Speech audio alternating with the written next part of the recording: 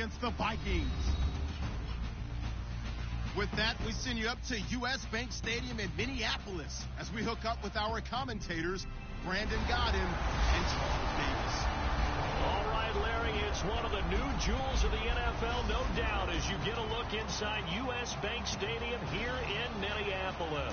Tonight, we've got a great Sunday night matchup between the New Orleans Saints and the Minnesota Vikings. And we say hi again, everybody. Brandon Gaudin here as we count down to kickoff. I turn to my partner, that's Charles Davis. And Charles, Larry pointed out in the open, we've got a pretty good matchup of wide receivers here this afternoon, don't we? And those guys have such a big impact on the game nowadays. We know it's a throwing game, but the guys who can go up and get it, the guys who can break tackles after the catch and make bigger plays, oh yeah, they love spotlight as well. They want the football, they want the attention. Here's Kai Forbath now to get us started. And we are underway from downtown Minneapolis. On the return, it's Ted Ginn Jr. And not a bad return here. He gets it out to the 25-yard line. And Charles trotting out now the NFL leader in passing yardage this season. A lot of people just assumed it was Matt Ryan, but no, it was Drew Brees as the Saints take the field. 5,208 yards, his fifth time throwing for over 5,000 in a season. Isn't he the only one who's thrown for over 5,000 yards more than once in an NFL season? So he's made that his benchmark, which tells you about his excellence. Absolutely unbelievable what he gets done, how they run offense in New Orleans. They've got to support him with better defense. If they improve there, they're a playoff team. Now a play fake here on first down. And his first pass is incomplete. Thomas the intended target. And that'll bring up second down. And here's the offense today that hopes to get off to a strong start.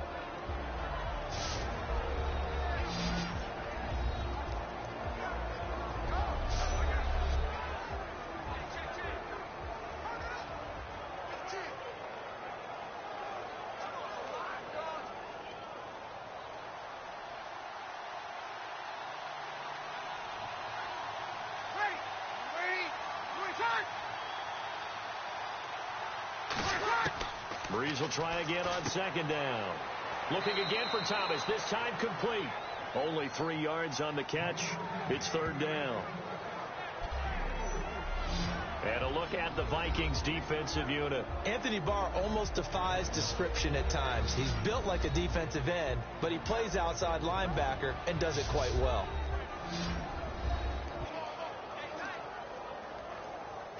A tough spot here on their opening drive. This is 3rd and 7.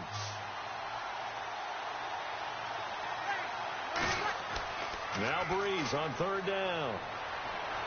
And this is going to be incomplete. He was looking for Mark Ingram there. And that brings up 4th down.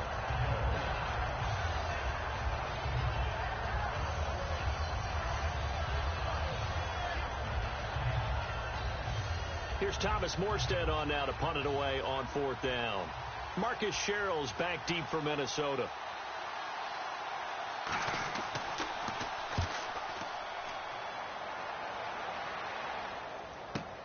Sherrill's to return it. Well, he wasn't too far from breaking that. Officially given 15. And it'll be Viking football here as they take possession. So here's the Viking offense making their way out. They'll be led out by the former Heisman Trophy winner and #1 overall pick from Oklahoma. It's Sam Bradford. And Sam Bradford, he has touch and accuracy, and he has it in bushels. This guy is amazing. If you watch him throw 7-on-7 or watch him throw routes versus air, the ball hardly ever hits the ground. He's absolutely a receiver's dream when going out for a pass.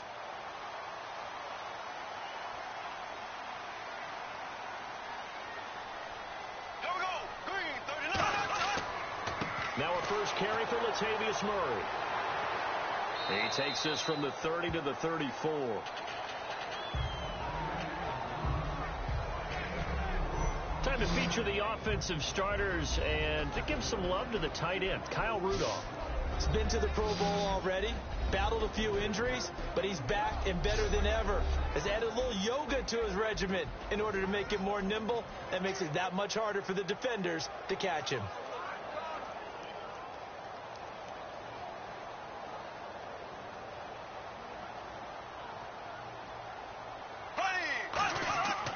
That was second down run for Murray.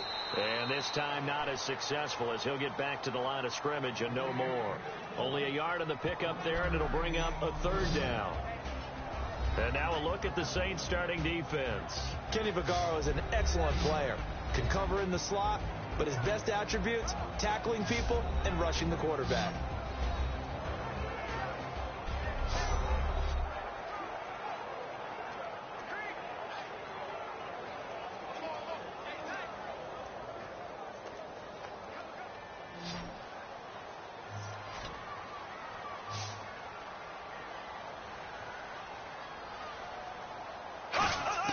Bradford from the gun on third down. And he's able to find Diggs. Give him 12 yards on that one. It earns him a fresh set of downs. Would it be safe to say that as precise as routes are supposed to be run in the NFL, maybe they're not quite as precise in college ball? That's accurate, yeah. And I think we saw a college route in the NFL there. Just find the soft spot, find the dead zone, and find the first down. And that's what he just did.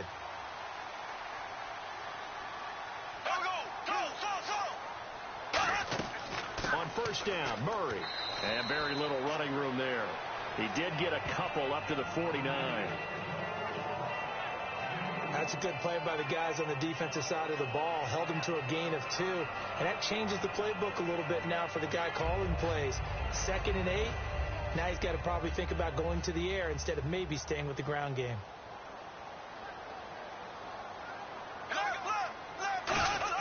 Second down, Bradford.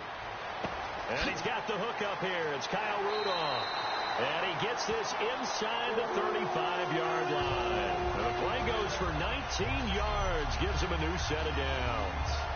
And there's another completion to the tight end. And let's face it, it is hard to overthrow a 6'6" target. It is indeed. Quarterbacks like their speed guys. They like that huge 6'6" target that they've got in him. They really do. And it reminds me of what one great tight end told me once. He told his quarterback, just make sure you throw it up there. You know, kind of like put up on the top shelf where the kids can't get it. Bradford going to give it to Murray. He winds up getting only a couple there, down to the 29.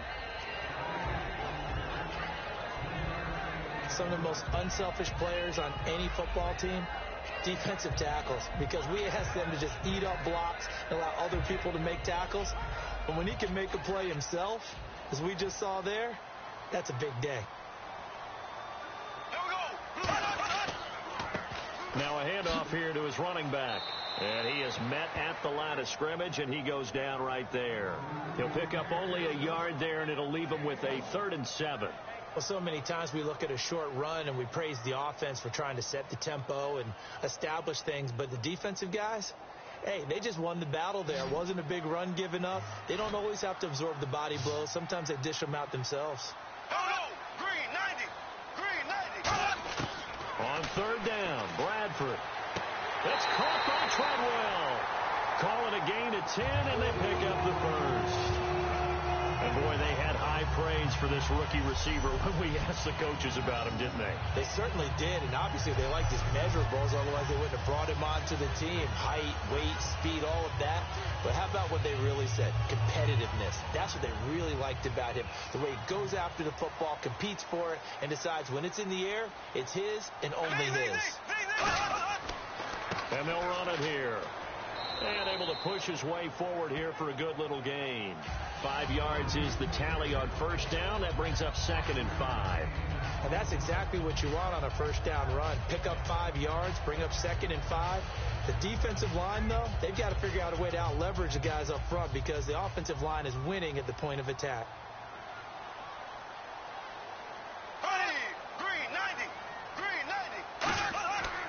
They keep it on the ground, but this time it's Murray. It'll be a pickup of a couple, and it leaves them with a 3rd and 3. Partner, we know today's NFL is really built around the guy throwing the football. But these short runs, they still pay dividends because they can take their toll on a defense, and they can add up as the game goes along. They control the clock, you control the ball, and that way you often control the game. Here we go. Green. Third and short yardage. Bradford. This will be caught at about the 6. And he will have the first down before he's brought down at the 3. Well, they've had a great, impressive drive going here, and that pickup ensures the drive continues. And not only do you continue the drive, which is demoralizing for the guys on the defense side of the ball right now, but you make your own defense happy. They're able to get a little more rest over on the sidelines while this one continues downfield.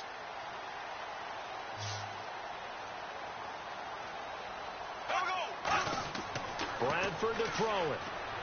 And he just throws this one away.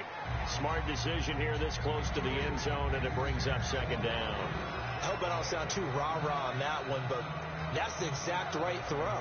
Either your receiver gets it or no one gets it. Give him a lot of credit for being really precise with it. Got rid of it. No one got it.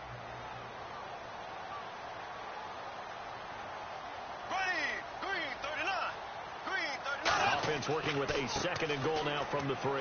This is Murray, and he'll go backwards. A stop ball right around the 5 here brings up 3rd. And I think what they've done is they put doubt in the minds of the offensive guys. What do we do? Because now you don't have a go-to play. Either side they pick, throwing it, running it, it won't be easy. Now from back at the 5, this is 3rd and goal.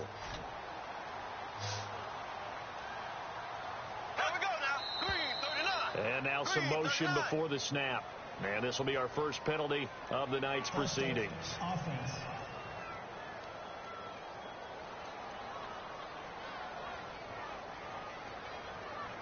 Still 3rd down.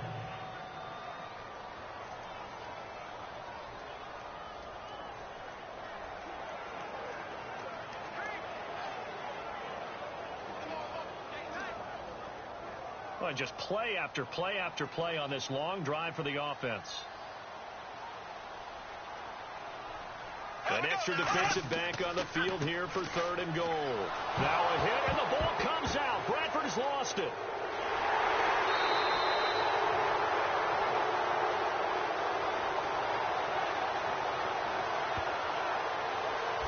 On plays like this, when the ball comes free, it's often unusual for the team that lost it to get it back. Because this is the quarterback. The ball gets away from him. Everyone else is trying to execute what they're supposed to do on offense. They're usually looking in the other direction, downfield, or have moved away from him. In this case, though, a teammate is able to come up with the ball. Now the Vikings will send out the special teams crew here for a field goal try. Right hash, 37-yard attempt. Oh, they get to the football. It's blocked. It's picked up. A live ball here, remember. So the next time we leave one of those coaches' meetings and we're walking out in the hall and you're like, how come we spend so much time talking about special teams? Here you go. This is why. This is why, right? And look, I'm right there with you. We hear it every time we meet with coaches, but it is a big part of it. And look at how early in the game this occurs. They block a kick, and not only does it set a tone, it sends a message for the rest of the game. Yeah, so much for our first points of the game.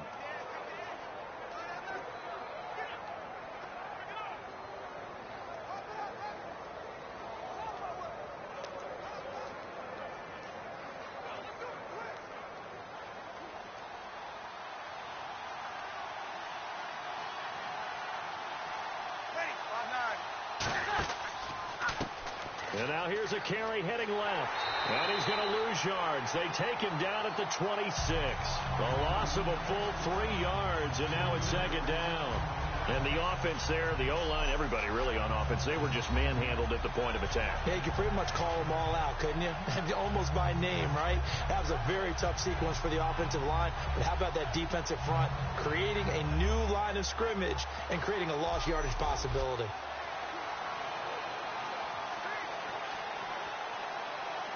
Counting down toward the midway point in quarter one.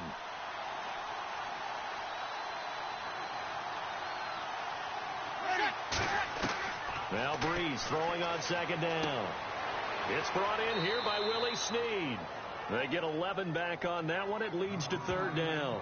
An ex-teammate used to tell me all the time, I hate experienced quarterbacks because no matter what, you really can't hide what you're doing. And I think that right there, he knew right away where the blitz was coming from, where his primary guy was going to be, and he ended up going to a secondary target for a nice game. I was just going to ask you, that wasn't the primary target. He's so good at that, isn't he? I think he knew right away that he wasn't going to get to his primary guy. I think he read that as soon as he got to the line of scrimmage, knew where the pressure was going to come from, and said, I know how to beat that, and that's what he did. It goes as a gain of 6, and it's a first down. And they're on third and short. They just tried to spread the field. It worked. And I think that the spreading of the field, the extra receivers, has really become the next in the evolutionary chain in the NFL. Go all the way back in that situation, you're handed to the fullback, right? As we evolve, maybe you pitched it to your tailback. Now you spread the field, and you have your choices of where to throw it and complete it for a first down. They'll give it to him right up the gut. And he'll take this one up close to about the 45. Give him a couple on the carry there. 2nd and 8. The best defensive linemen, they play with great leverage so they can get low and not get bowled over by offensive linemen. They have excellent hands. They can throw people off on a play. We just saw a great example of a really good run stop by a guy playing the defensive tackle position. They'll run it now out of the gun. And no room to maneuver there. Give him a yard up to the 47. It's Everson Griffin who made the tackle. Well, I think we know by now that every run is not going to be broken and get all the way to the end zone. But these short ones still have their value. You can still set up your play action and throw the football. You control the clock because you have the ball and they don't. And often the physicality sets the tempo for the game. Now Breeze on third down. He goes underneath to Ingram. And he's taken down at the 43, but not before picking up the first. It's a nice job hitting him on the angle route there. Come out of the backfield, cutting sharply across the middle. And that's good timing between the quarterback and his receiver. Effective third down play to move the chains.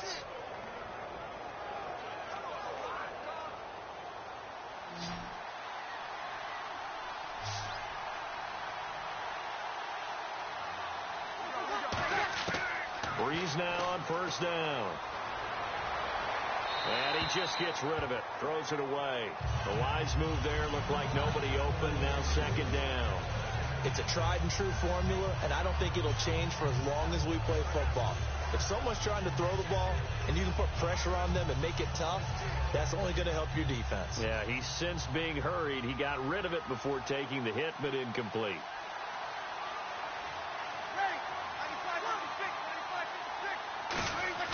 Breeze again here on 2nd and 10. And it's caught. Kobe Fleener. Touchdown, New Orleans. Kobe Fleener, 43 yards. And the Saints have taken the early lead. Boy, it's nice to have that big, reliable target you can go to. Each and every time. A lot of people see that position as a fallback. Throw it to them when all else fails. Not at all. This guy can make plays, and that's exactly what he just did. Yeah, play here for a touchdown.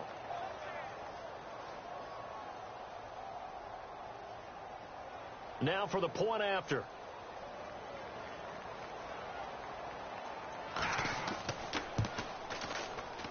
And it's good as the Saints have a 7-0 lead. So that drive in total 8 plays. And it ends with a touchdown for New Orleans.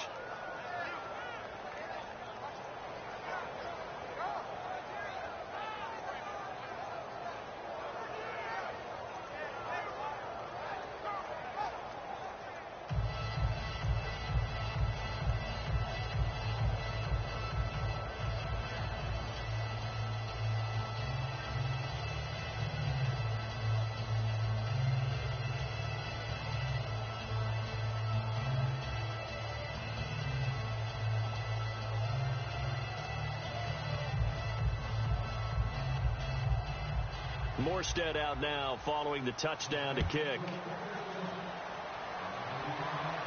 This will be taken in at the 1. And he'll take this across the 25, a couple extra yards up to the 27-yard line. You know, for this Vikings team, as they come back out here on offense, I don't know that any group had more of a roller coaster ride than them in the 2016 season. The quarterback change at the beginning, the hot start, and then the cold middle. It was just a tough year for them, wasn't it? It really was. And when you look at how their season went, you mentioned the roller coaster. A lot of it can come back to the injuries, especially along the offensive line. I think by around October, maybe even early November, I'm surprised you and I didn't get a call to go audition to be a left tackle there because they were just down so many guys. So that made it difficult to run the ball and to protect Sam Bradford, their quarterback, and it reflected in their final record. They begin the drive with a run by Murray. And down he goes, but he takes it up to the 40. They get locked in the back. Offense.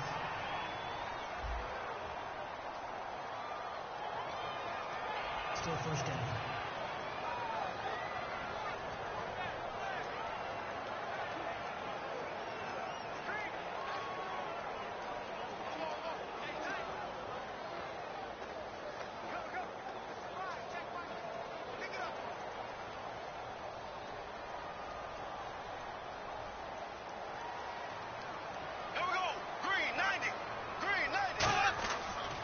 Following the penalty, it's Murray. And not a whole lot doing there as he'll get it up to about the 28-yard line. 2 yards on the pickup. It'll be second down. You know that old expression, it's not my night? It hasn't been his so far. I don't know if the legs are a little bit heavy. Sometimes having to hang out all day and play doesn't exactly play to your advantage, but it's been a tough go for him. And every time he looks up, somebody's there defensively. That was the same case on that play. Again, it's Murray. And he gets this one just shy of the 40. They'll mark him down at the 39. A nice pickup there of 11 yards, and it'll move the stick. What they had going, now they've got to turn their attention to getting it back in that direction. Can they bottle him up again? Because I'd say after that run, confidence is pretty high for him. Here we go now. Green, 90. Green. First down, Bradford. And he'll toss this one incomplete. Seeing no options, he throws it away.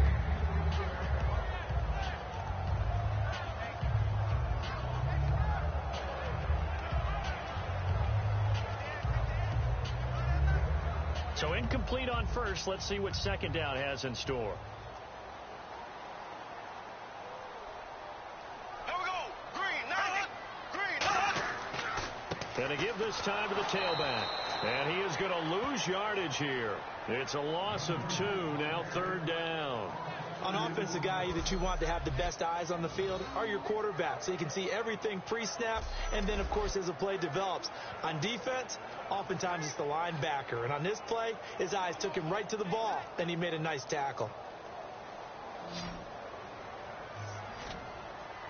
So now a 3rd and 12 with an extra defender here in the secondary, a nickel look. Here's Bradford. And that is incomplete. The intended receiver was Laquan Treadwell. And it's 4th down. Well, no second guessing the call here. It was 3rd and long, so throwing the football was probably the smart play to try and pick it up. But they don't get it, and now the defense goes off the field feeling pretty good about themselves, gaining some momentum as they force them into a likely punting situation.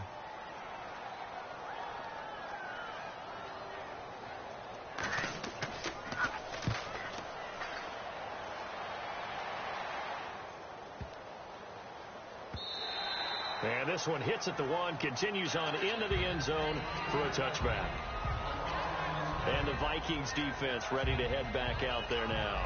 And it's the first quarter, but they gave up the score last time. How important is it here not to fall 2 scores behind? Extremely important, because not only are you trying to avoid being in a big deficit to start this game off, you also want to get into a pattern where that offense has the advantage. You've got to find a way to turn things around. This is the series to begin that. Yeah, we'll see if they can keep them off the scoreboard here for a second time.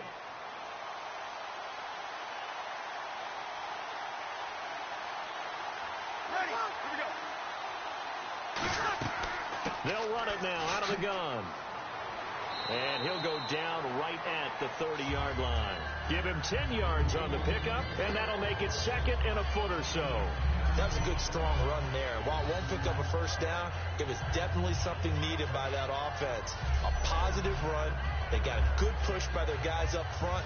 Maybe something they can build on as this game continues.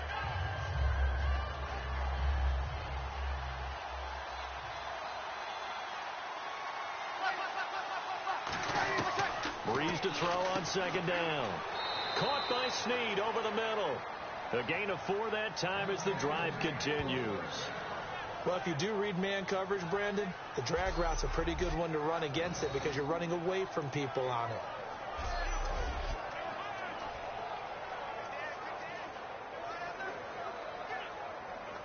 So here we go, 1st and 10 now.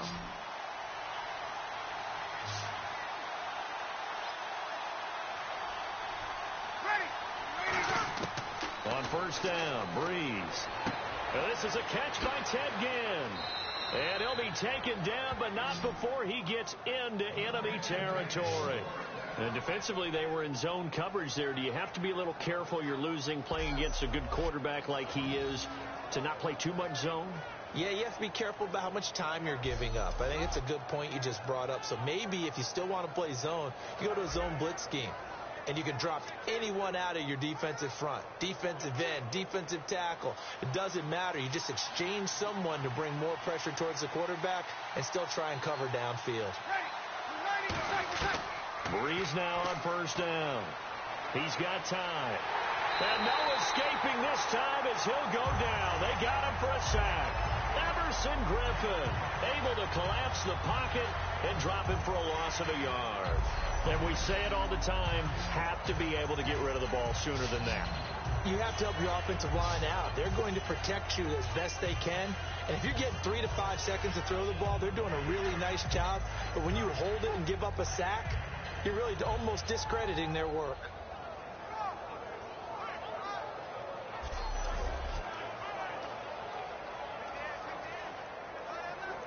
And the offense behind the chains here a touch on 2nd and 11.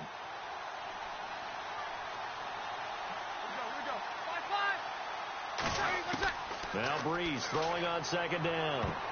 And his throw's going to be incomplete. Trying to get it to Willie Snead there. And now it's 3rd down.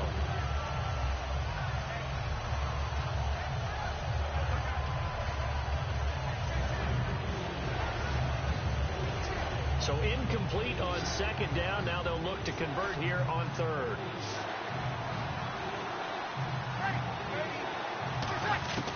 Now Breeze on 3rd down. And this is going to be incomplete. And that was incomplete, but I don't know how much of that falls on the quarterback. He was pressured. Brandon, the rush showed up so fast, the quarterback had no chance to get the ball downfield. Here's Thomas Morstead now. On for his 2nd punt. He'd take a repeat of his first.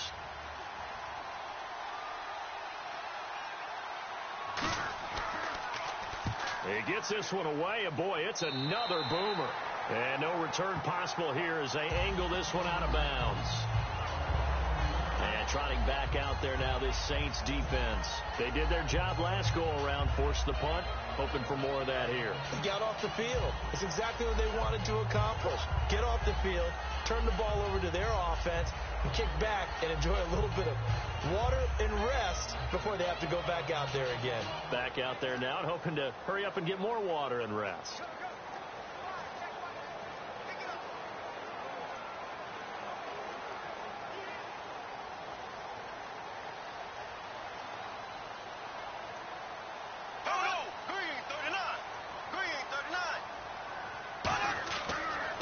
Now to throw on 1st down. He's got it complete to Diggs, right side. 7 yards, the pickup on the pitch and catch.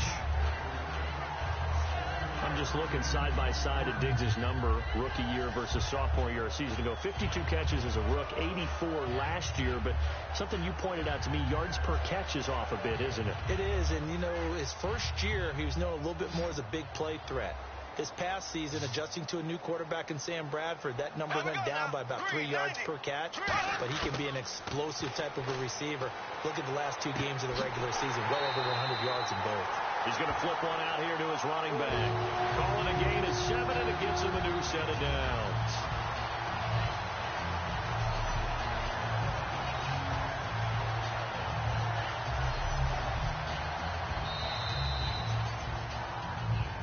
the end of one. It's a close game here early on. EA Sports NFL Sunday returns following this.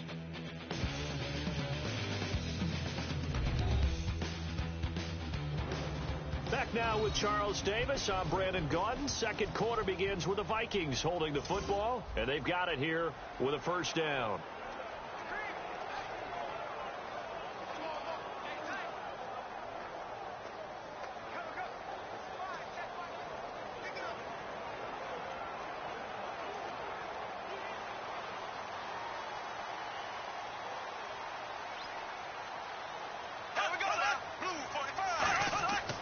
They run from the shotgun with Murray. And not much room to operate as he'll get this up only to about the 41. Credit him with a 1-yard gain there to make it 2nd and 9. Now that's the type of play that'll fire up a defense. Hold them to 1 yard on a first down run. It'll be interesting to see if the offense decides to press the run at all or if they'll abandon it now after gaining only 1 on that play. They come up in an offset eye. Green 39. Green 39. They go with Murray again, and he will be brought down at about the 43 that time. Just a couple on the ground there. That's going to bring up 3rd and about 6. I do know from experience that when you slow down someone's running game, you're now doing the dictating on defense. And guess what? Now you're getting ready to tee off on their quarterback because they have to throw it all the time. But you still have to be alert for the draws and other plays of that nature to make sure you don't get hurt. Blue 45. Blue 45. On 3rd down, Bradford.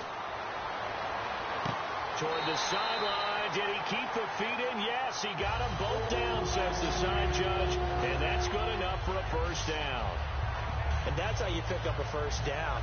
Not only does he make the catch, but has enough body control to get his feet down inbounds, toe tapping and dragging to make sure he gets it done.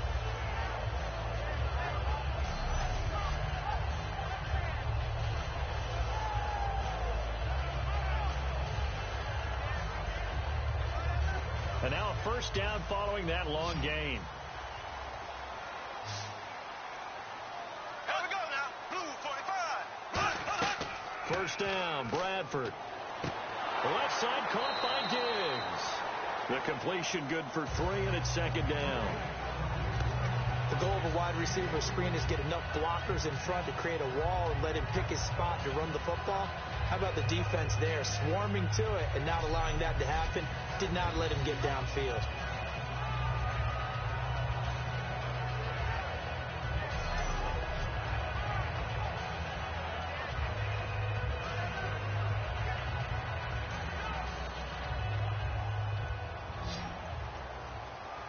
One receiver left, 3 to the right. Green 39. Green 39. Now Bradford on 2nd down. And they can't get the long connection as it falls incomplete. He was looking for Adam Thielen there. 3rd down here.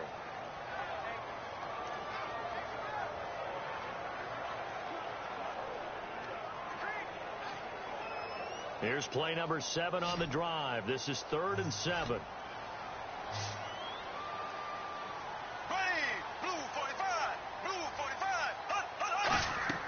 To the air again with Bradford. Screen play, McKinnon. And he's going to be taken down right at the line. Good contain, no gain on the screen, and it'll bring up 4th down. I know you've got a baseball background, right? A little bit. Started in minor league ball. Yeah, you did some of that, right? What do they do when they do the signals? An indicator, right? Whether it goes or not, yeah. Yeah, whether the play's on or not. How about the indicators offensive linemen give when they're getting ready to run a screen pass? And if those get red, well, we just saw that there, didn't we? No gain. No gain. Deciphered it and finished the play off. And for the 2nd time tonight, this field goal unit comes out here. He had his lone attempt blocked earlier. And this one is right down Broadway. And they are on the board, but still trailing. It's 7-3.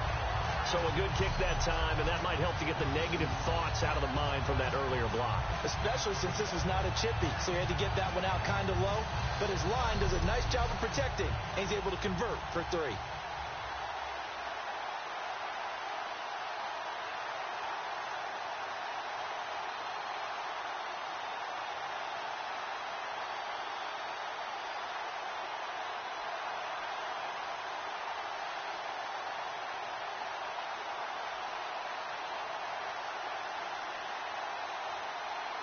Fielded at the 5.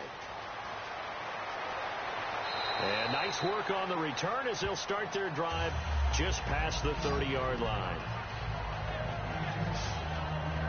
Out onto the field comes New Orleans. And a tight game after punting last time. See if they can get something going on this drive. As they head to the field now, with the game this close, you've got to feel there's a sense of urgency for them going on offense right now. But they have to do it without letting panic creep in and affect their play.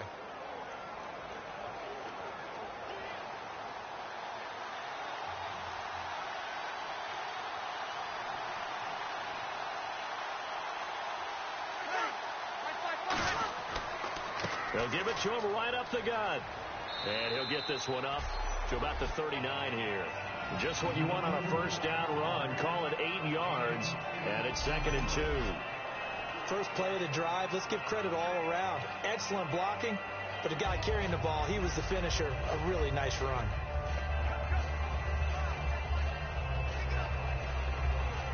Just 2 yards to go here on 2nd down for the offense.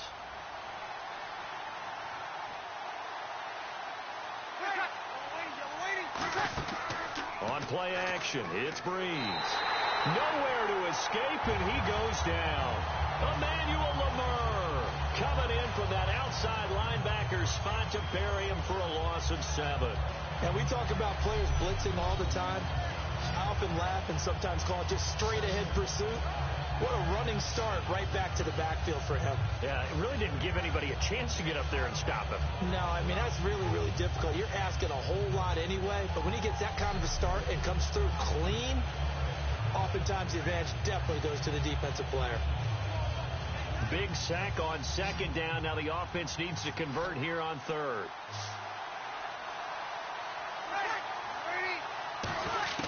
From the gun on 3rd down, Breeze. The Vikings after it, and they get there for the sack.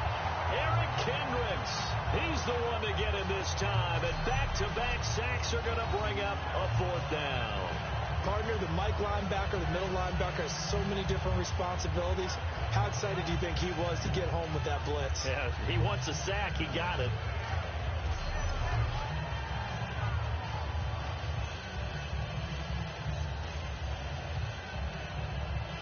Here's Thomas Morstead now as the drive goes backwards, so he's on to punt it away. He's been a busy man here in this first half as he gets it away. Here's Sherrills.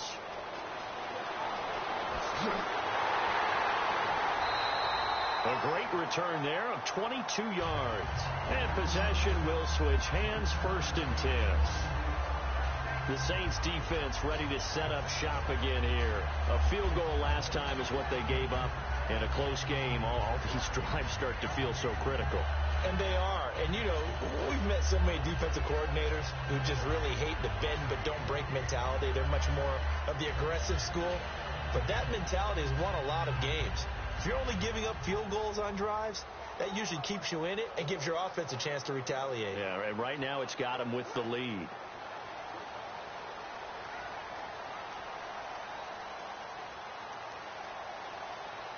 Murray, the lone setback.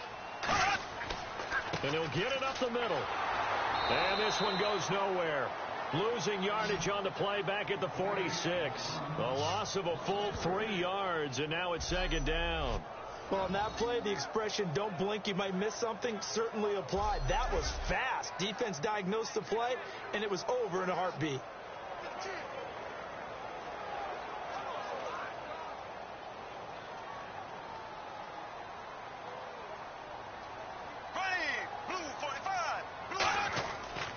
They run with Murray. And he's going to fight his way forward here for a modest gain. 6 yards on the pickup, and that's going to bring up a 3rd down. And once again, leverage wins. The offensive line, lower than the defensive front. They moved them and found some good space for the guy carrying the ball. And this defense looks for one more stop here on 3rd after the run. Bradford from the gun on 3rd down. And incomplete. He had nowhere to throw, so he just tossed it away. But that brings up fourth. Well, not to get too overcritical there because he knows what he's doing, but his shoulders looked a little off kilter there when he threw that. I don't think you're being overly critical there. You're just analyzing it, and he gets those shoulders right. That pass will go from incomplete to complete.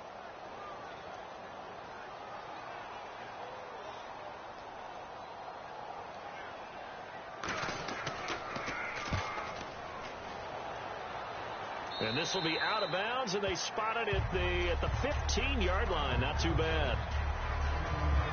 Out onto the field comes New Orleans. And on the last go-around, they really couldn't get anything going. They had to punt from deep inside their own territory, which means you're going to lose the field position battle as a general rule. What they're looking for now is a little more consistency, move the ball at least a few times on offense, get a couple of first downs, and hopefully flip the field. Yeah, just something to build off of. That's what they're looking for here.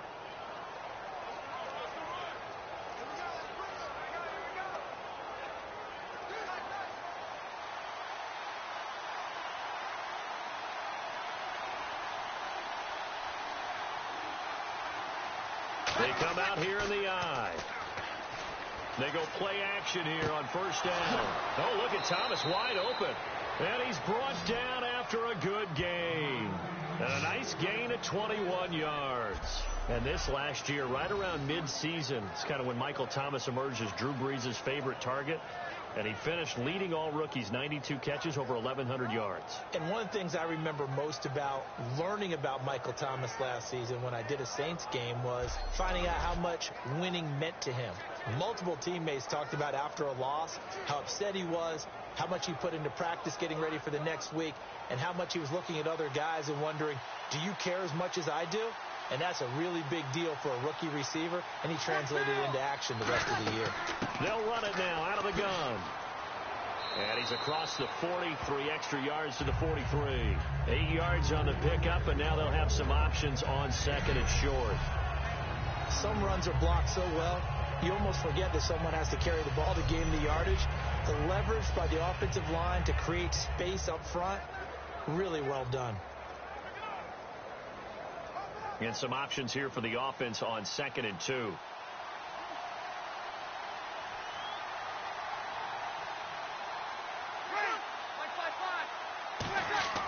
Brees to throw on second down. And the hit jarred it loose. It's incomplete. Whenever I see a drop like that, I have to kind of take a step back and check myself a little bit. So used to seeing those big guys make big-time spectacular plays that when they drop one, I have to remind myself, we ask a lot out of these guys. Block and catch the football, not easily done in today's NFL. And he'll give it here to his running back. And he's got the first down yardage as he brings this up to the 47. Just 4 yards on the pickup, but that's good enough to extend the drive. I don't know about you, but that almost felt like old-time football there. 3rd and 2 is not necessarily just a running down anymore. A lot of times they want to throw the ball. They went back to the roots and powered forward and got the first down. First down and 10 now for the offensive group.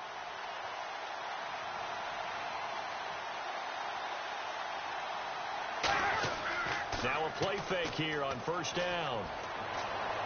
And nearly picked off. Surprising to see a defender of his caliber let it get away, but it does get away and it's second down.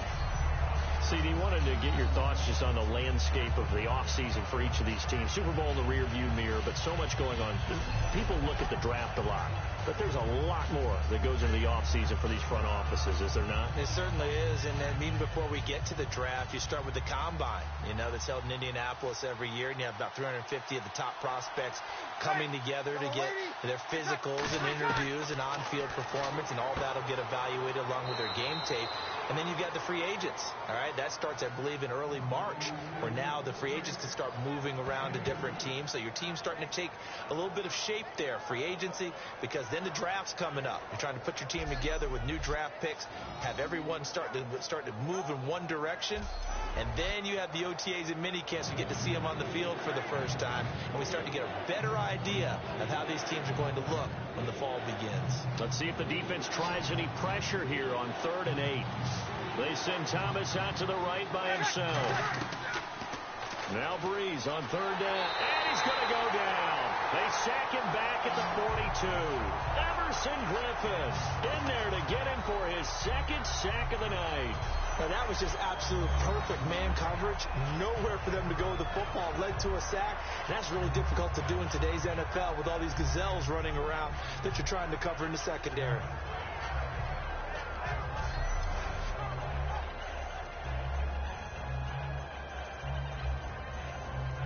Here's Thomas Morstead now as he's on to punt for the fourth time tonight.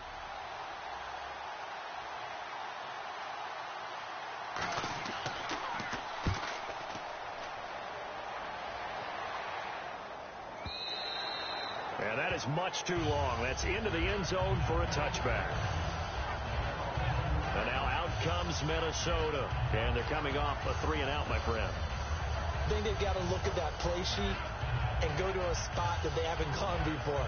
Time to shake things up a little bit to try and get this offense moving. Okay, so how do you do that? How do you shake things up? You look at what you've called before, realize it hasn't worked so well. Go to something else. And maybe you try and find one of those special plays from one of your better players, and maybe try and hit something big and get things going in the excitement area. Murray, the lone setback. He'll get the football here. He'll get about 3 as he's taken down at the 23. It's the linebacker, Manti Te'o, on the stop. We always like to talk about defense in terms of levels. First level defensive line, second level linebackers, third level defensive backs.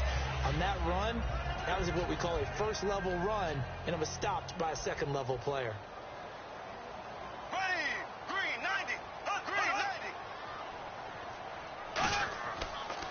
Bradford going to give to Murray on the draw. And this one goes nowhere. Losing yardage back at the 22. He lost 2 there. And it's third down. 8. Blue 45. Blue. On third down, Bradford. And he takes a shot on the release as this will be incomplete. He was looking for Jarius Wright that time. And it brings up fourth down. Well, they've had a pretty frustrating first half here offensively, and that just continued there with that incompletion. Yeah, definitely frustrating for them, but heartening for the other guys. Those stop troops, they're enjoying things right now because they've made it very difficult for them throughout the half.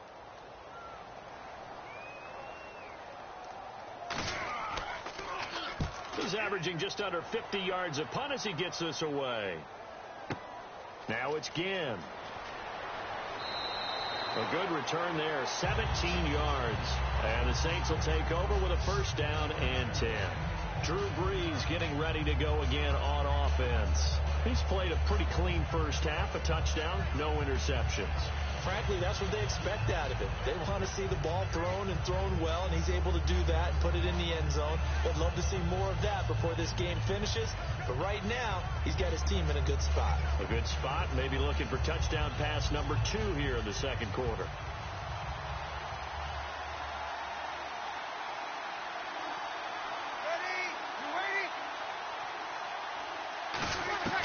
On first and 10, here's Brees.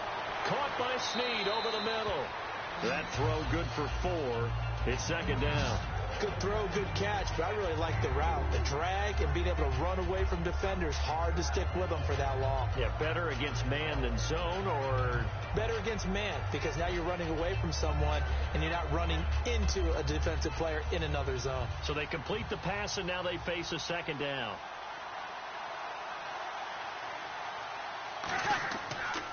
Now a handoff here to his running back. And that play went nowhere. Losing yardage. It'll be back at the 36. It's a loss of 2. Now third down. The defense won that play so fast. And I think if the running back even had time to notice if anyone was there, it was just a blink of an eye, and there was a loss on the play.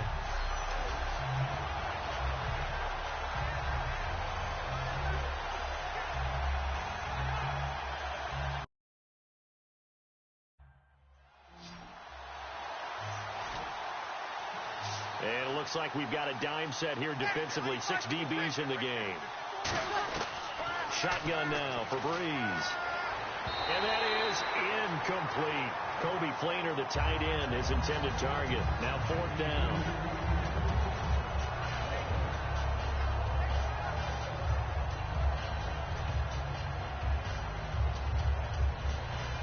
Thomas Morstead now, as he'll come on for his 5th kick of the night.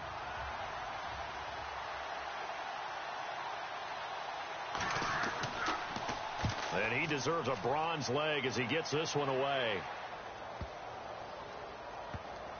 And great special teams work here. This is knocking on the door of the 5. They'll spot it at the 6-yard line.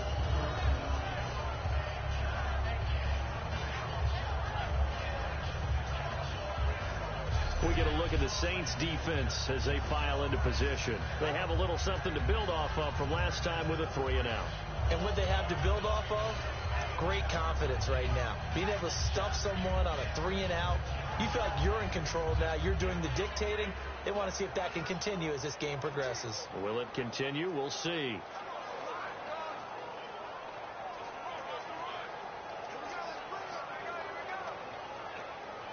And not great starting field position here for the offense.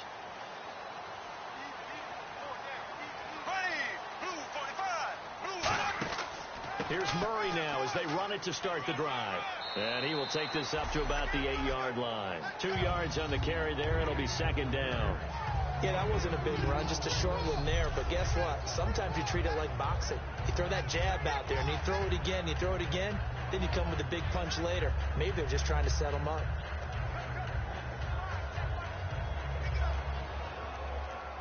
Eight yards to go here on 2nd down. They come out 5 wide, 3 of them to the right side. Now Bradford on 2nd down. He's got time in the pocket, and he's just going to get rid of this thing. To no one here, he throws it away, and now it's 3rd.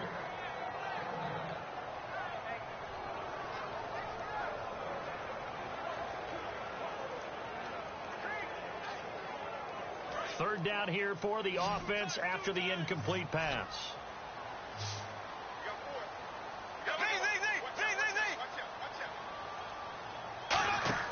Play action now, Bradford. And the 3rd down pass falls incomplete. Stephon Diggs, his intended receiver. And 4th down coming up. And he's certainly not a guy that drops that football very often. Indeed, because that's a bit of a surprise. I know he's in the middle of some traffic and people, bodies all around him, but he usually has the focus to haul that one in.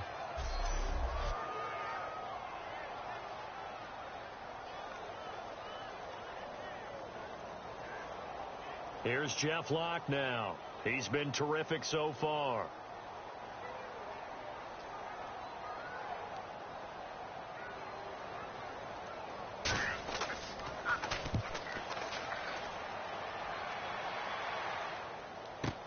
Here's Ginn. Give him 11 yards that time on the return. And the offense will take over with a new set of downs. Drew Brees getting ready to go again on offense. He's got to be feeling pretty good. Playing well. Team has the lead, so just looking to mount a drive here that ends in the end zone. And all quarterbacks will tell you, hey, we love a running game, helps us out. But at the end of the day, they want to rely on their arm. Throw the football, feel good about things, keep things moving in the right direction. Right now, that's exactly what we're seeing. And we'll see if that continues.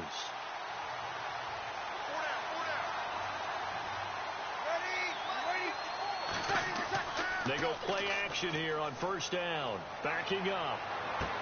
Looking left side and completing it to Thomas. A good pickup there at 22. So the defense blitzed. A nice job picking that up, completing the pass. And how in sync was the quarterback in his center on that play?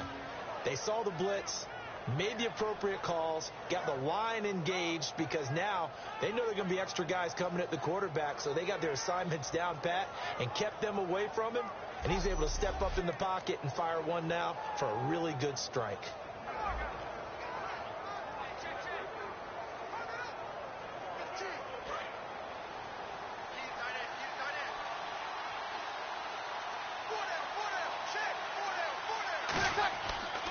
They'll give it to him right up the gut. And this has been a recurring theme tonight for sure. Nowhere to run. Back to the line of scrimmage, that's all. Anthony Barr got a real education education at UCLA in playing not just his normal position of stand-up outside linebacker, but down defensive end. So he had to incorporate a variety of moves, take on bigger people. So he learned great leverage while he was there. That really helps him when he's trying to stop people running the ball. Born in South Bend, Indiana. Thought about going back to go to Notre Dame, but you're right. Great career at UCLA and now a great career in the NFL.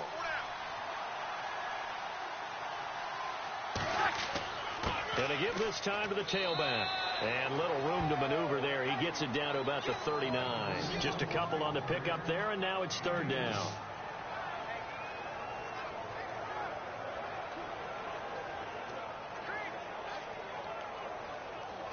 They'll need to get it to the 30 for a first. This is third down.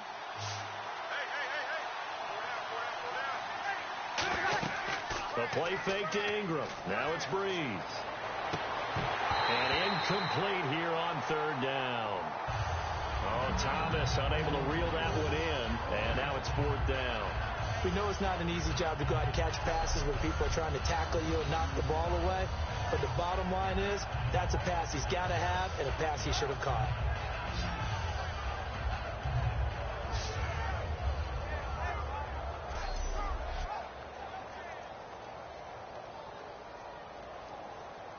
So now on comes the field goal unit, and wow, this is no ordinary try here. This will be from 56 yards out. And that is no good. And this score will stay right where it is. Well, this winds up an empty possession. Everything looked okay. He just never got the ball on target. And knowing him, he'll be disappointed with that effort.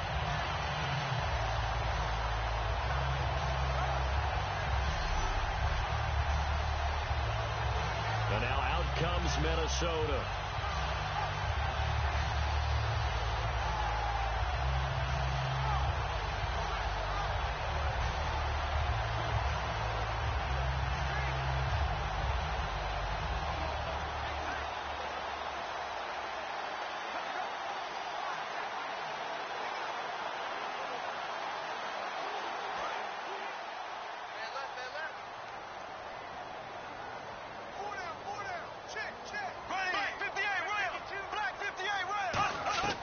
They run again with Murray. He's seen a ton of action tonight.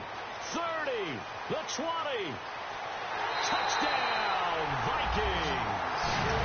Latavius Murray, 54 yards. And the Vikings have taken the lead. And on that long run, maybe the defense caught napping a little bit.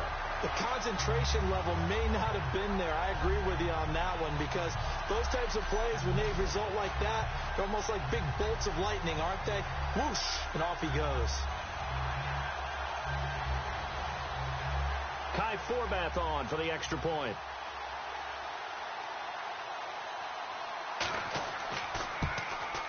And it's through, and that makes the lead 10-7.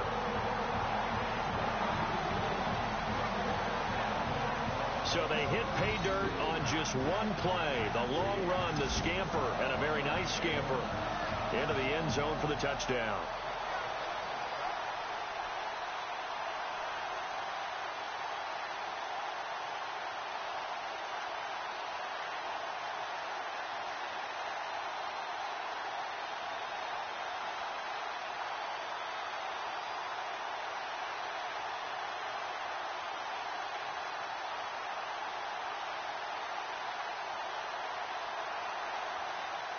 Forbath to send it away now following the touchdown.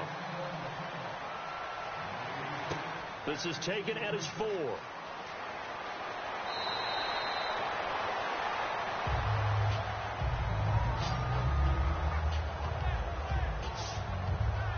Out onto the field comes New Orleans. Last time out, they had that long 50-plus yard field goal that they missed. And I'm sure on their sideline, they're thinking to themselves, okay, do we still want to try one if we're in that position again? And I would dare say that the answer would be yes. They're going to have a lot of confidence in their kicker. But just to be on the safe side, I'm sure they told their offensive guys, can we get a little bit closer this time? Get a little closer. Yeah, you know, I'd rather get in the end zone first and foremost. But if all else fails, less of a field goal attempt for him.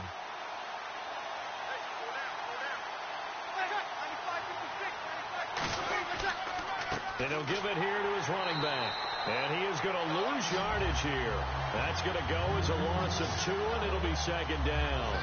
That play never got off the ground because of the defensive front. They owned the offensive line, which allowed the linebackers to see their openings and run straight to the ball. That's why that play just never had a chance. And the 2-minute warning lurking. This will probably be the last play before we hit it. Yeah, they want to get themselves in position to score in this last shot before the clock hits. Breeze to throw on second down.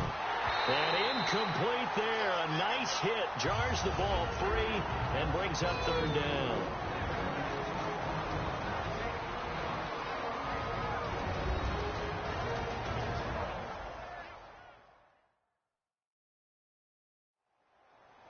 Coming up at halftime in a little less than 2 minutes, we'll send you to Orlando where Larry Ridley is standing by. He'll have highlights and analysis of this first half. 12 yards to go on third down.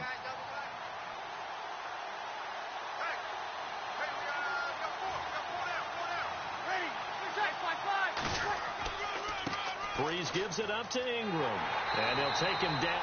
And now the Vikings are going to stop it here on defense with a timeout. It's just their first, so they'll have 2 remaining here before we get to halftime.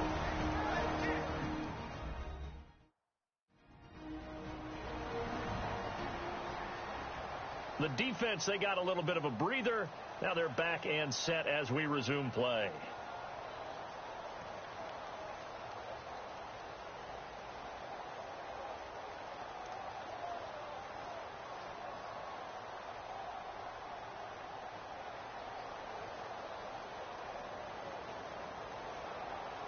Here's Thomas Morstead now, as he'll come on to kick for a 6th time tonight.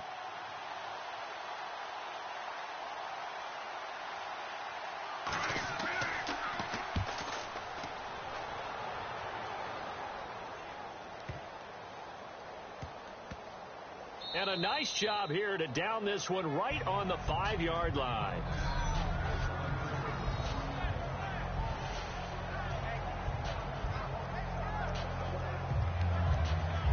Now the Vikings offense works their way back onto the field. And they hit the home run last drive. 1 play on the ground all the way to the house. Now the defense, maybe they're expecting a run here.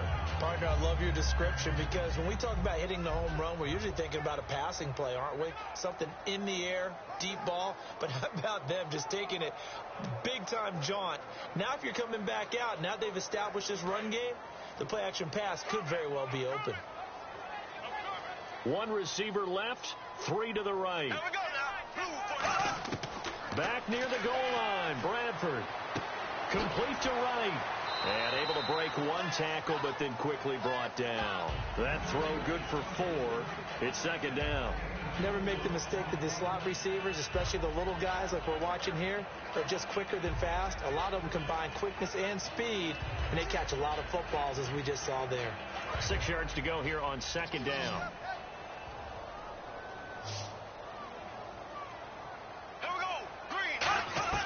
Second down, Bradford. And an incomplete pass. That'll stop the clock here with just under a minute to play in half number 1. When you see passes knocked down by those guys I call the frustrated fullbacks, the linebackers, you know that in their zone coverage, they were able to drop, see the ball thrown, and react to it very quickly.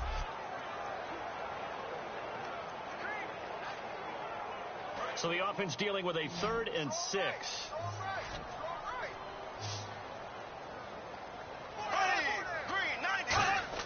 On third down, Bradford surveying the field.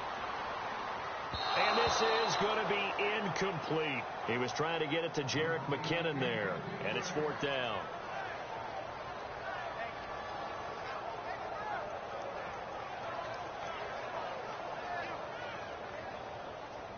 Here's Jeff Locke now, as he's on to punt for Minnesota.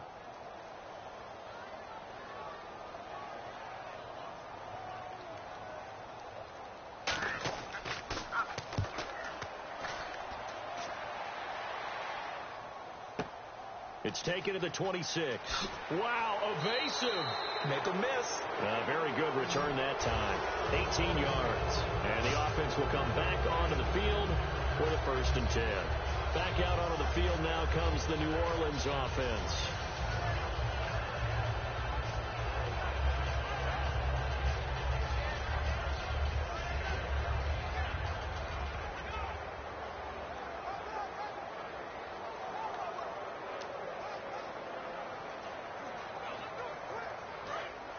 And on the outside, they're playing press coverage.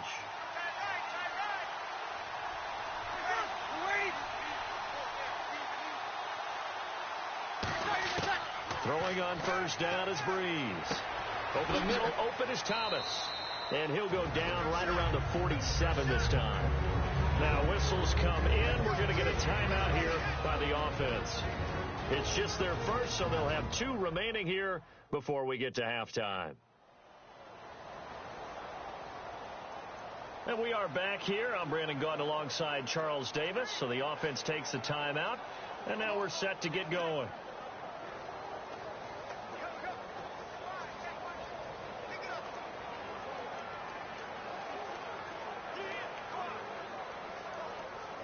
Completed pass play. Now let's see if they go back to the air or to the ground.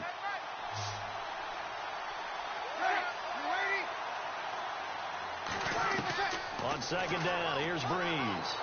Finding time. And seeing nowhere to throw, he chucks this one away from harm. Incomplete. Now it's 3rd down.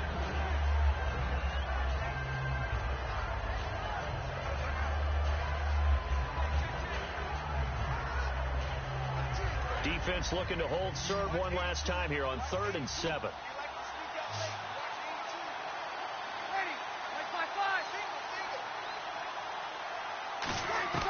Now Breeze on 3rd down. Lofting one in there. That's complete to Thomas. Now hold everything here. We're going to get a timeout by the offense. So that means they're down to 1 remaining here as we head toward halftime.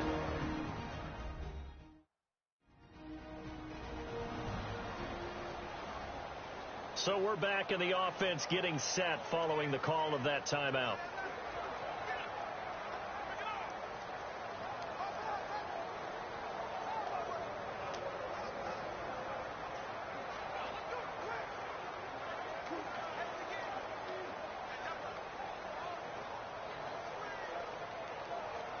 So after that big gain, let's see what else the offense has up its sleeve.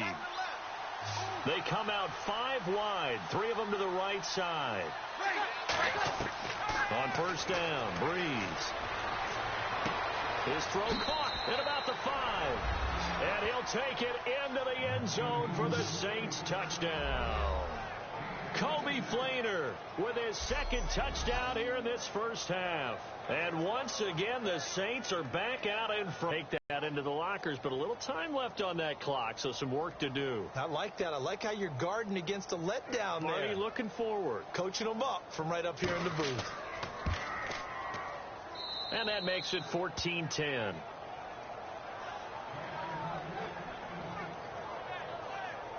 A drive there of just 4 plays. And it all culminates in a Saints touchdown.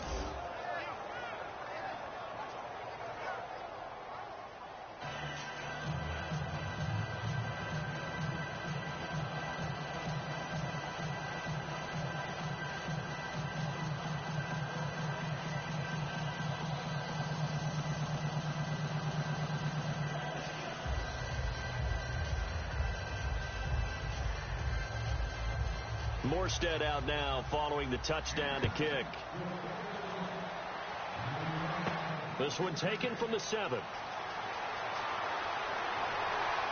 And good starting field position. He'll get this one all the way up to about the 35-yard line. Now the Vikings offense gets set to take over here. And with time quickly fading here in the 2nd quarter, not sure how aggressively, offensively they want to play this. I think we'll find out just how much they trust their guys in this situation if they decide to take a shot.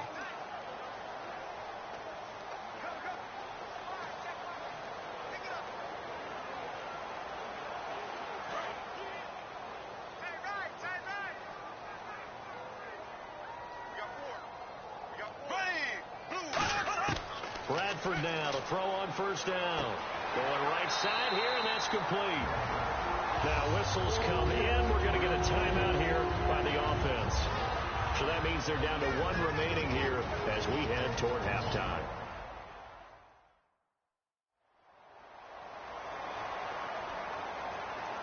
And welcome back. The offensive unit, they took the timeout.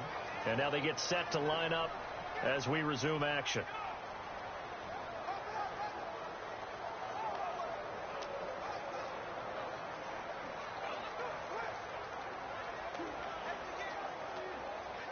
Fresh set of downs here.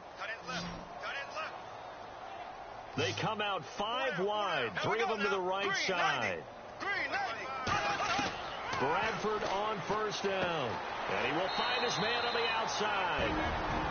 Now hold everything here. We're going to get a timeout by the offense. And with halftime on the horizon, they'll be out of timeouts from here forward.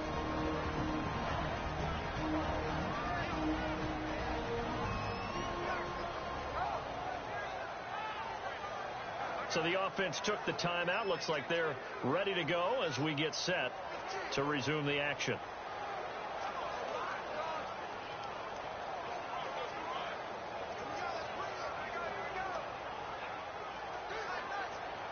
Second down now after the pass completion.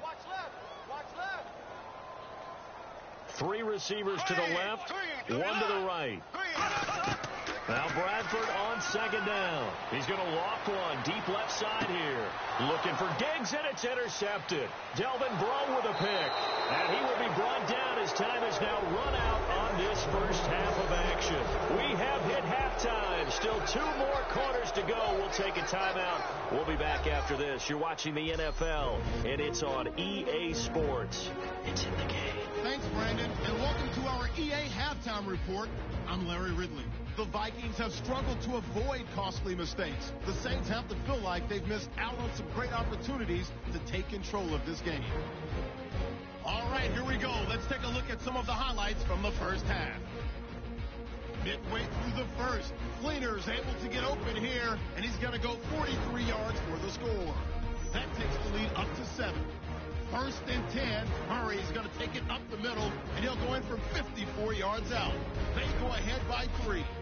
Saints with the ball late in the half. Thomas has got the catch along the sidelines, and it's going to end up going for a gain of 32. Later on the drive, Fleener's found the quick pass, and it leads to a touchdown. They're now on top by 4. So that'll do it for us here in Orlando. For the call of the second half, let's hand it back over to Brandon and Charles. Brandon.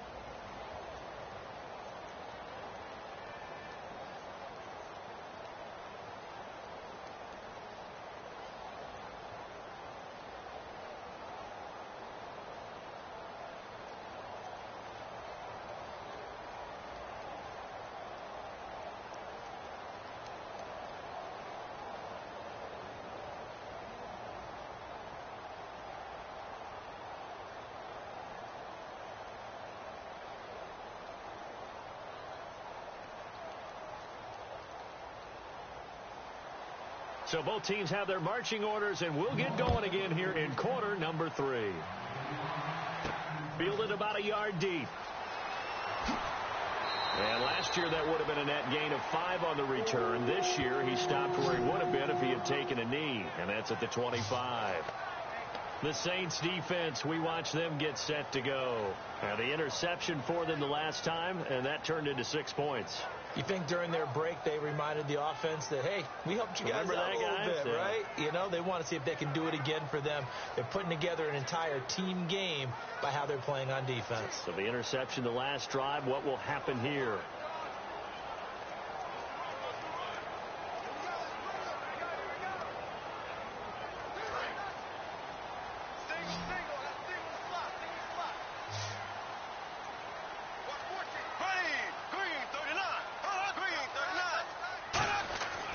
First down throw for Bradford. Quick hitter here. It's complete. And he's able to take this one up to the 35-yard line. It'll be a pickup of 10 yards. And it'll be second and very short. And when you're playing a quarterback with some experience and some moxie, You enter the danger zone when you decide to blitz him, because if he's able to diagnose as he did on that play, he can hurt you downfield. He reads defenses so well, doesn't he? He really does, and the best part about that play for him, I don't think that was his primary target. I don't think so either. I think he had the read, figured out where the blitz was coming from, and went to a secondary target for a really nice gain. Only a gain of a yard there, but it indeed gets him a new set of downs. 2nd and inches is oftentimes an invitation for an offense coordinator to take a big shot downfield because he feels like he can come back on 3rd down and pick up the 1st down. But sometimes you just don't want to break tendency. Stay with what you are, stay with who you know, and go get the 1st down. That's exactly what they did. 3 receivers to the left, 1 to the right. On 1st and 10, Bradford complete to right. And able to get this one across the 45 before he's brought down. 11 yards on the pickup, and that leads to a Minnesota 1st down. Of course, the catch was nice, but how about what happened after? Able to stay on his feet and gain all that additional yardage. So many of these slot guys, I think, have running back in their background.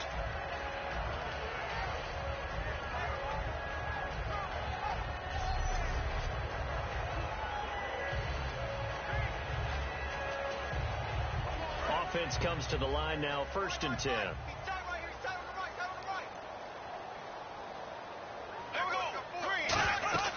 They'll run it now out of the gun.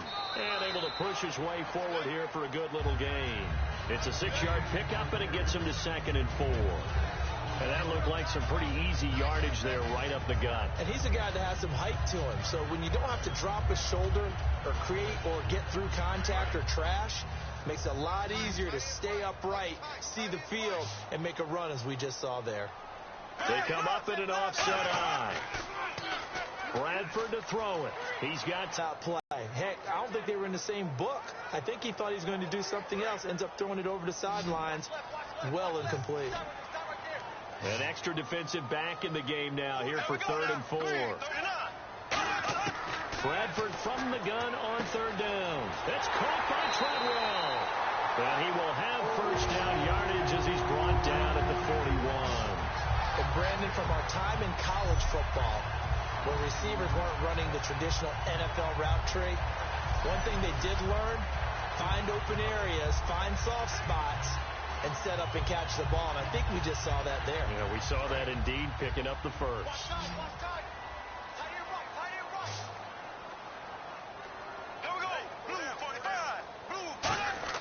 First down, Bradford. Throwing for his running back, and he's got him complete. And he gets it down to the 32. Give him 8 on the play, and that'll bring up 2nd down. I know most of the time when the ball's in the air, you're thinking wide receiver, tight end, but running backs, they can be a big part of any passing offense nowadays. Offense walks to the line for play number 7 of the drive.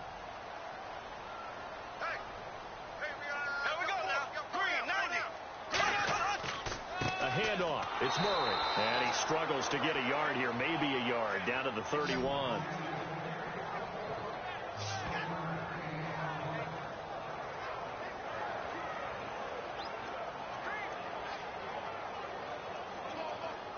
This will be the 8th play of the drive, and it's 3rd and inches. They come out here in the eye. They'll run here. It's Murray. And an alley to run. And he's going to have a 1st down here as he gets this one to the 17-yard line.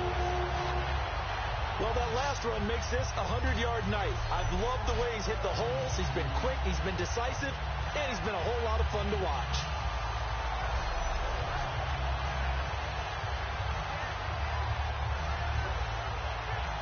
So the offense has it 1st and 10.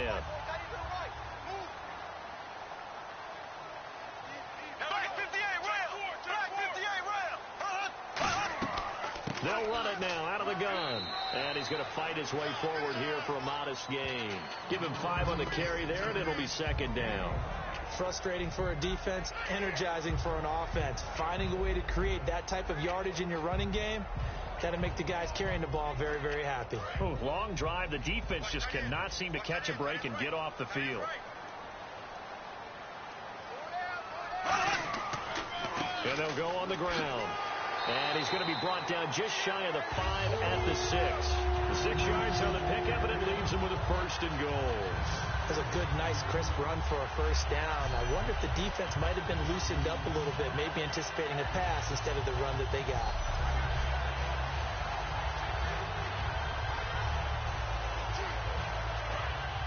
Looks like the defense in press coverage here.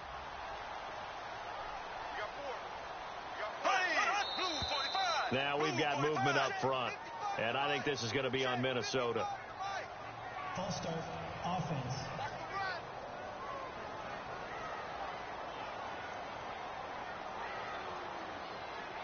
Still first down.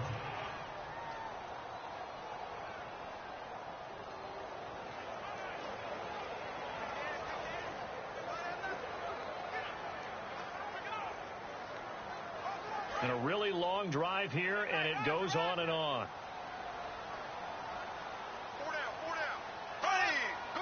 First down and goal. The offense knocking on the door.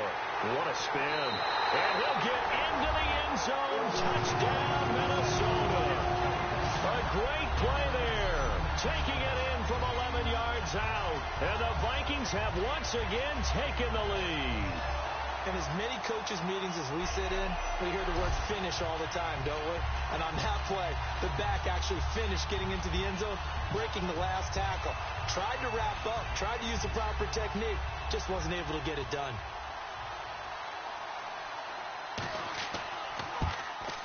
It's good, and they'll take a 17-14 lead. That one in the books as a 12-play drive, and it's polished off by a Viking score.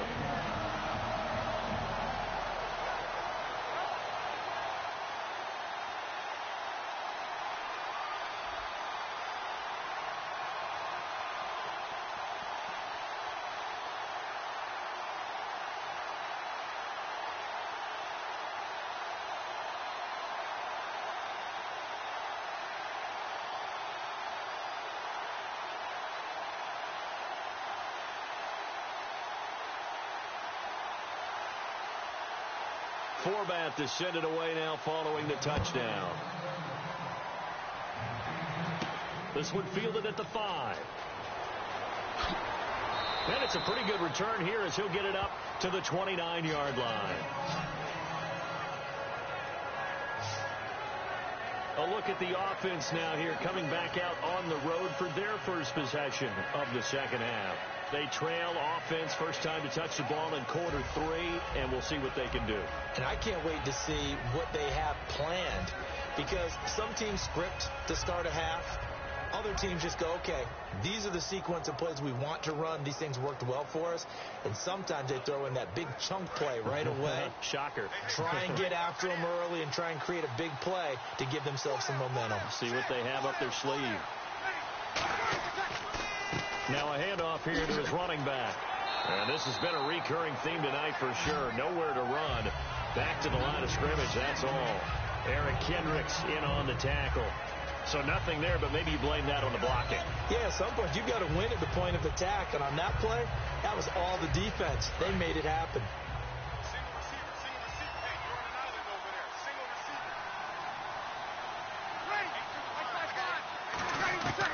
On second down, here's Breeze. Left side and caught by Flainer. The reception good for 7. It's third down. There's a completion to the tight end, and I think they were looking at something out of central casting, frankly. Absolutely. I mean, size, the hands. Speed. I mean, can flat out run. You put that whole package together, you light up the eyes of an offensive coordinator, don't you? Short of the sticks after that completion, and now it's third down for this offense. And they'll go ground game here with a tailback. And he'll get this up to about the 38-yard line. Just a yard on the run there. That's going to bring us to a fourth down. Now, that was a big-time play by the defense. They as well knew where the first down line was, and they didn't let them get anywhere near it.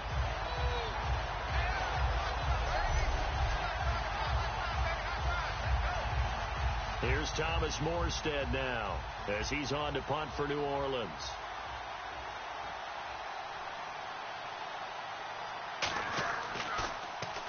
He gets this one away, and boy, it's another boomer. And that one hits at the 7, but bounds into the end zone, and that'll be a touchback. The Vikings offense now heading out to take over. That last drive, it was a good mix. Run, pass, defense on their toes. And what really helps out in a big way is when you're doing the run-pass mix and everything's working, that means that they're guessing wrong every time on defense. They think you're going to pass when you run and vice versa. I would continue that, and when they finally draw a bead on you, maybe you mix it up a little bit, a little play action, and throw the ball. And will they maintain that balance? Time to find out.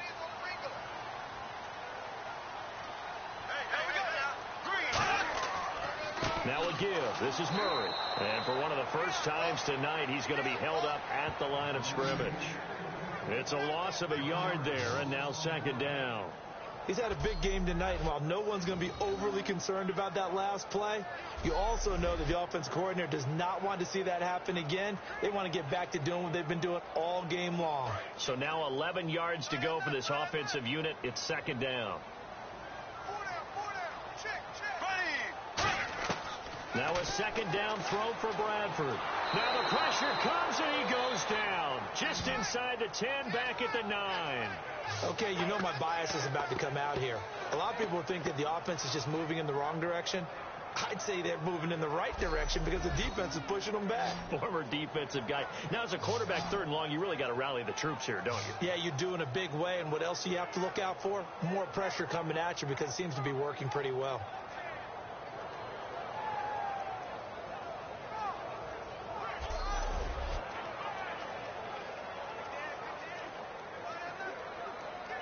So a big sack on second down. Now let's see what the offense has in store for third. Third and long for Bradford. And he'll just toss it away. So he throws it away, and that brings up fourth down. Partner, how many times have you heard it? Pressure creates diamonds, right? But it also bursts pipes. And on that one, that's what they got. They got after him, and he was fortunate just to get rid of it. Yeah, he just had to chuck it away. Here's Jeff Locke now as the drive goes backwards, so he's on to punt it away.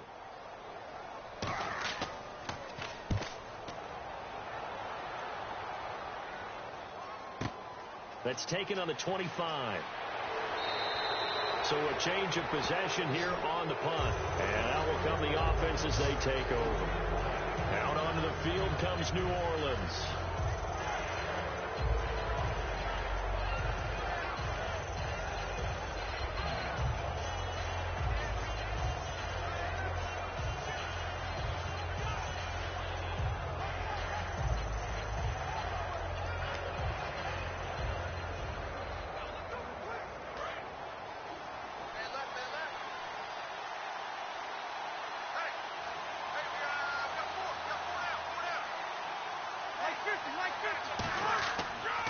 They'll give it to him right up the gut.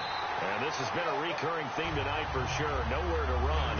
Back to the line of scrimmage, that's all. They're trying to establish that running game, but they're really, really having trouble, aren't they? Yeah, when you're running against a really good 4-3 defense, that means you've got big guys inside who control things. Those big defensive tackles are making it very difficult to find open space.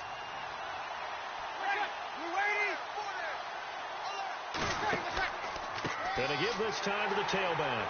And this may be a carbon copy as he'll again be stopped right at the line of scrimmage. Tackle made by Emerson Griffith. Well, he didn't make headway on that one, but he's had plenty of carries all night long. I just wonder if maybe he's a little bit tired from toting the rock that much.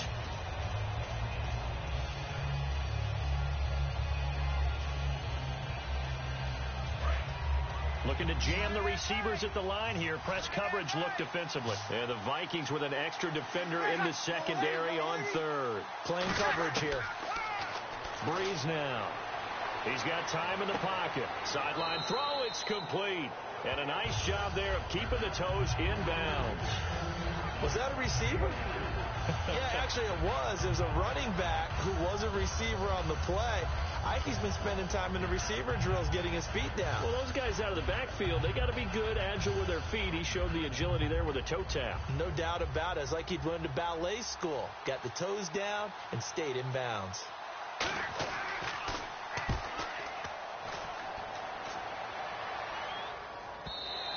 And this will hit just beyond the goal line as it's into the end zone for a touchback.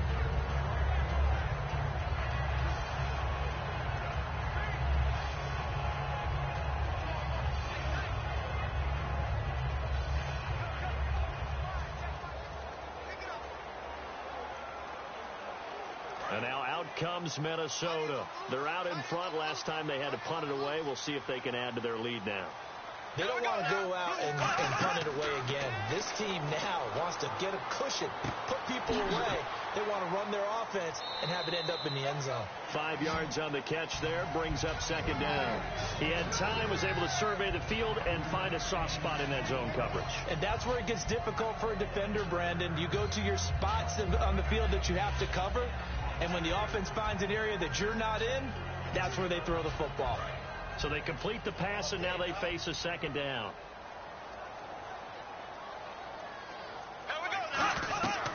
They'll run it now out of the gun. And he's able to get out to the 32, brought down there. It's a 7-yard gain there, and it's good enough to move the chains. And that's a nice pickup of a first down on that second down run. And at that yardage gained, they can run that play on any down.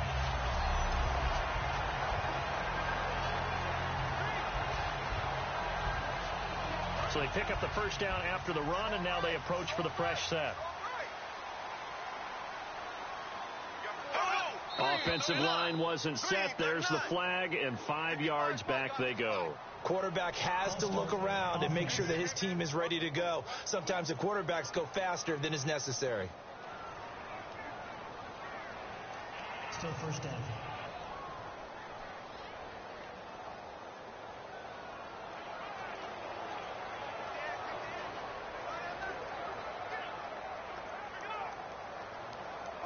So now 1st and 15.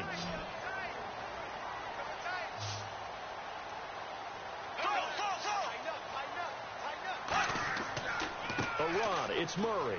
Oh, a nifty juke there. Not much fun for a guy trying to tackle him. And he'll get it out near the 40 to the 39. 12 yards is the pickup there, and it'll bring up a second down. Really tough drive, but that run helped salvage something there because now there's something positive that came out of it. They got to see good blocking, good push by the offensive line, wide receivers trying to get involved, a good run by the back, and now maybe it'll be a catalyst for them to look at going forward, watching it on tape. Maybe they can keep incorporating that type of a run into their offense. And after the play on the ground, that brings up second down here.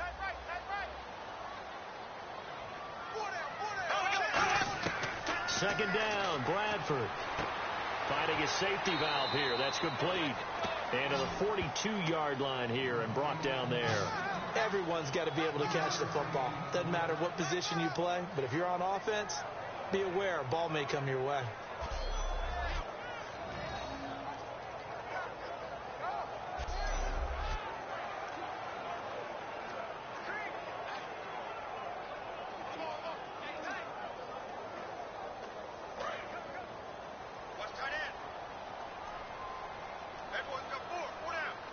They come out here in the eye.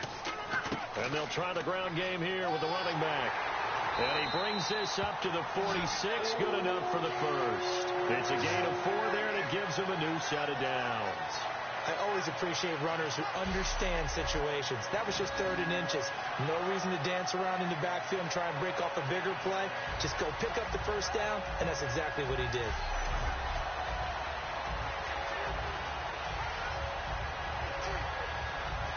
And the offense lining up 1st and 10.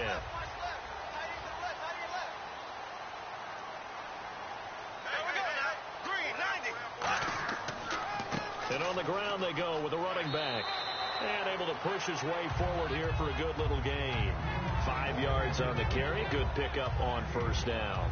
And there's a run to be happy with. Good, solid yardage. He'll take that anytime you hand the ball to a back. 2nd and 5.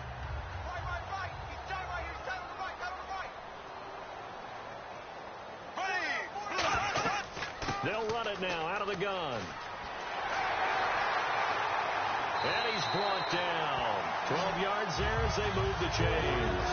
That's a love to run right there. This guy's known for his quickness, but also for his speed. He's able to get to the second level almost before you blink if you give him any type of blocking. Always talk about slot receivers. They're usually known as quicker than fast. In this case, we've got a guy who's quick and fast, and he used it to great advantage. So the run gets them the first, and now they operate with a fresh set of downs.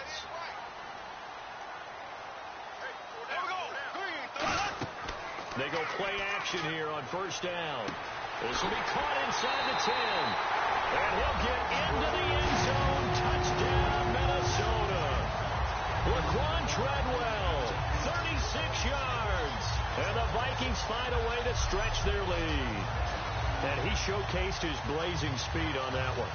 Was he wearing football cleats or track spikes? Because he was gone. Big-time play, and just think about what that does if you're a receiver on the team with him. Well, that's got to open things up for you as well, because if I'm a defense, I've got to get back deeper and deeper in order to keep him in front. But I'm not sure how many can actually keep him in front with that speed.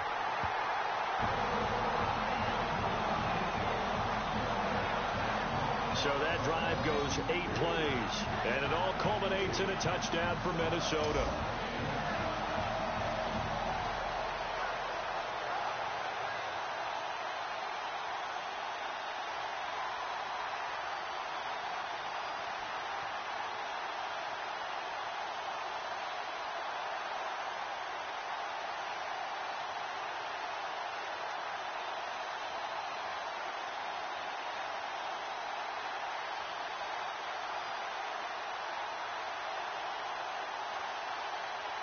Forbat to send it away now following the touchdown. This will be taken in at the 1.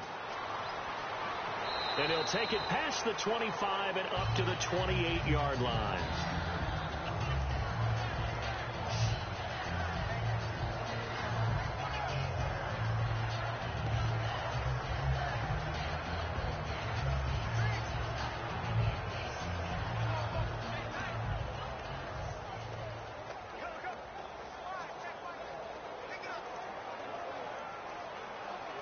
And now the Saints get set to trot out there. And down on the scoreboard, certainly needing to avoid what happened on the last drive, punting the football. Sense of urgency has to take over for them here. They know the score. They know the situation. And by the way, the punter no longer exists for their offense. That's how they have to treat this drive. They need points. Big time. All right, different topic here. 2018, the Super Bowl, traveling north, far north to Minneapolis. Early predictions for that one. Who you got? Well, you know, everyone's still waiting in the NFL for a home team to play in its home stadium, right? So could the Vikings be that team? I'll start in the NFC, and I'm going to say no. I think Seattle, starting to get near that maybe last run with their defense. But Earl Thomas returns. I like Seattle coming out of the NFC. How about you? Well, I'm actually going to take a Dallas Cowboys NFC title run. I think that they came so close this year, probably most talented going into next year. I like that one. Well, in the AFC, I'm going to go with a team that if they improve their defense and their quarterback stays healthy, they could be that team, the Oakland Raiders. Okay, I'm going dark horse. Cleveland Browns. Let's go. Hey, from worst to first.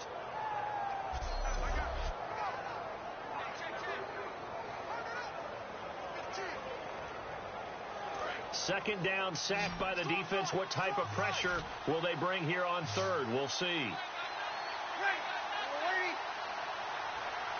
Way, but that brings up fourth.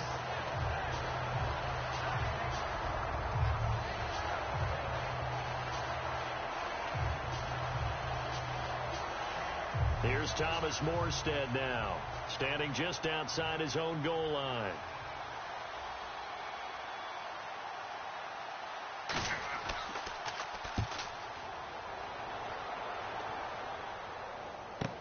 Sherrills to return it. Slips past him. Where'd he go?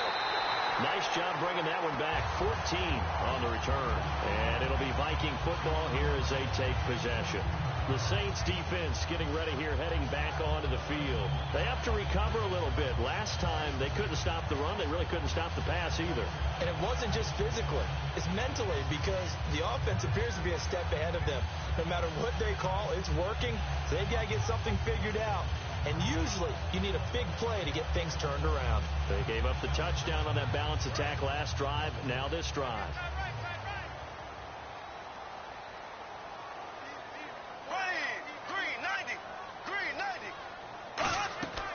They'll run it now out of the gun. And he'll lose yardage here. Back at the 41. It's a loss of 2 there, bringing up second down. From our vantage point, that was just one bad play by the offensive line in a series of really good ones tonight.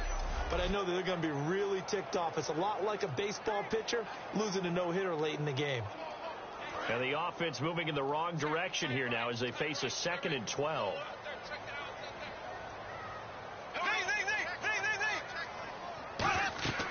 They'll run it now out of the gun. And very little daylight there. He'll get a couple up to the 44.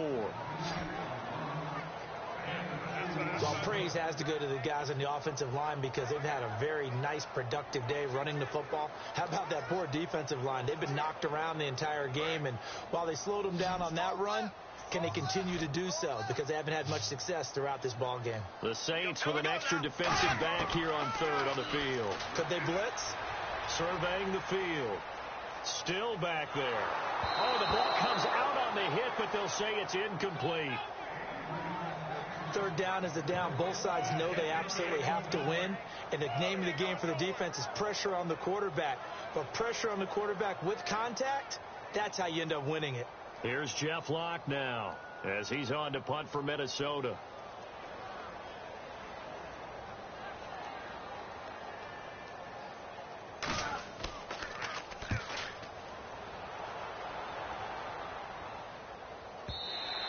And this is going to carry well into the end zone for a touchback.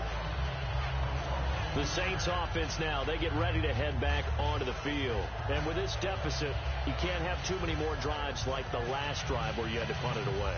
You know what I would tell my offense right here? The punter doesn't exist, guys. He doesn't even exist. He's not a team anymore. I just cut him. All right? So you've got to go out and create some offense for us here and give us some points. No way does that guy get on the field on this drive. Poor punter. Yeah, it wasn't his fault. But hey, listen, if there's got to be casualties at times. We're trying to win a game. On 1st and 10, here's Breeze. He throws and he hits the slant route to Thomas. A good gain of 14 there, and it moves the chains. And just a small glimpse there as to why they like this rookie so much. And that's why they lit up a little bit in our meetings with the coaching staff, didn't they? When we talked about him, they did. Yeah, they like his work ethic. You know, this guy's running every route well in the route tree and getting better at it all the time, really honing his game. They expect a pretty good jump out of him as things continue to move on. 1 quarter remains here on a Sunday night. We'll return with more after this. You're watching the NFL on EA Sports.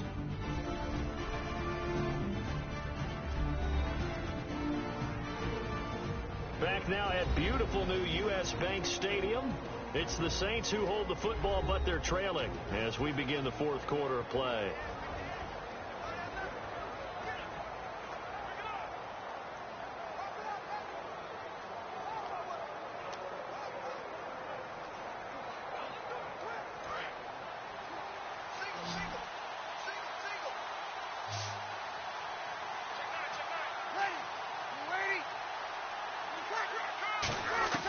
On 1st down, Breeze finding time, and his throw's going to be incomplete.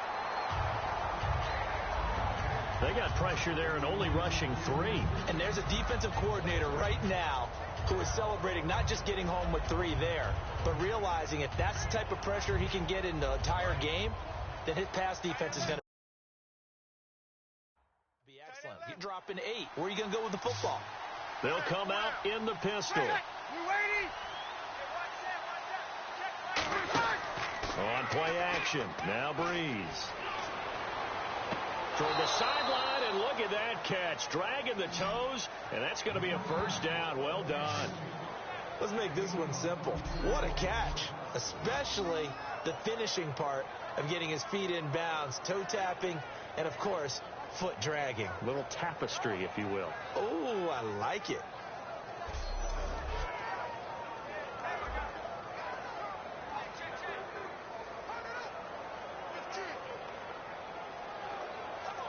So after that big play, let's see if they can catch their defense maybe on their heels. Again, we'll see the pistol here. Now a play fake here on first down. And no escaping this time as he'll go down. They got him for a sack. Eric Kendricks in there to drop him for his second sack now here tonight. Man, he got in there so quickly, Charles. What could the offense have done to adjust and account for that? But what you're hoping is that you figure out and you see and get a clue that maybe there's going to be some pressure coming at you, and you change the blocking schemes. Maybe you go to max protection. The biggest one is maybe you bring your running back in to try and keep you clean. But in that case, that didn't happen. Zero accountability, and a sack resulted. And on the outside, they're playing press coverage.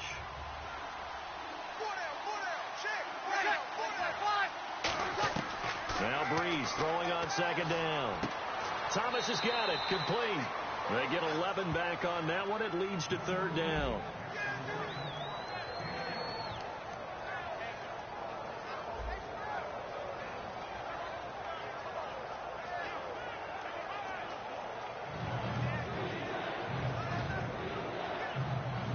If they want a first, they need to get the football to the 32 here on third down.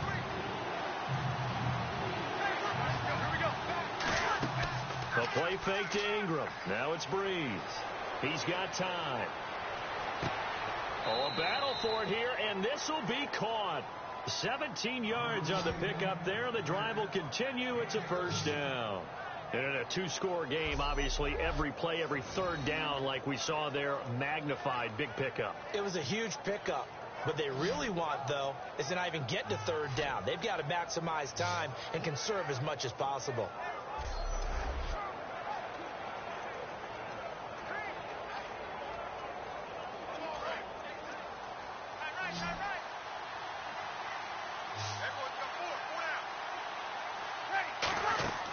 Now a play fake. Breeze. Toward the sideline, and look at that catch. Dragging the toes, and that's going to be a first down. Well done. If you run an out route, it's likely you end up near the sideline. And what did we just see there? Toe tap. You got it. The benefits of practice. Toe tapping, foot dragging, picking it up, and making sure it was a catch. In the red zone this time.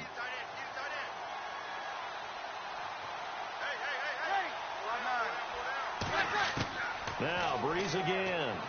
And he's got it. Touchdown, Saints. Corey Fulmer from 8 yards out. And the Saints are back within a score.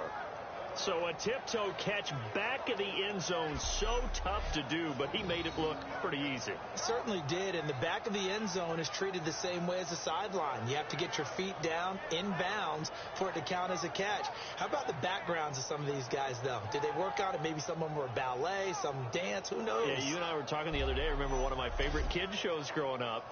I don't know that I want to name it, but guys like Lynn Swan, they used to be on there showing their ballet skill. And you have to remember when they were kids and their parents would tell them to take the ballet classes, you know they were fighting them like crazy. But right now they're saying, thanks, Mom.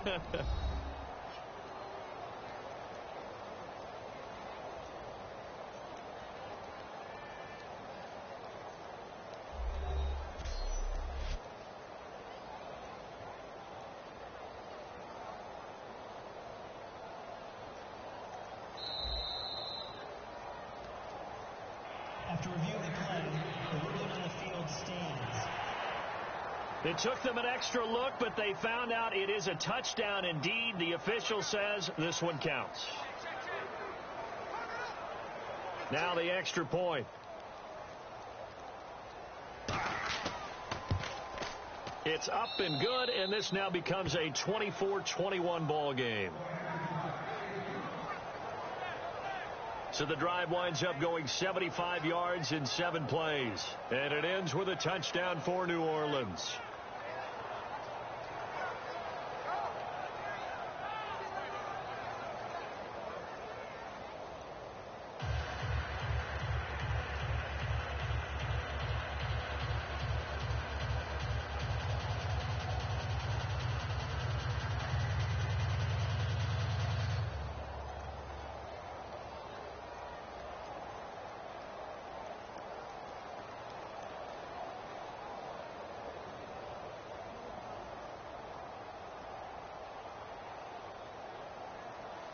Morstead out now following the touchdown to kick.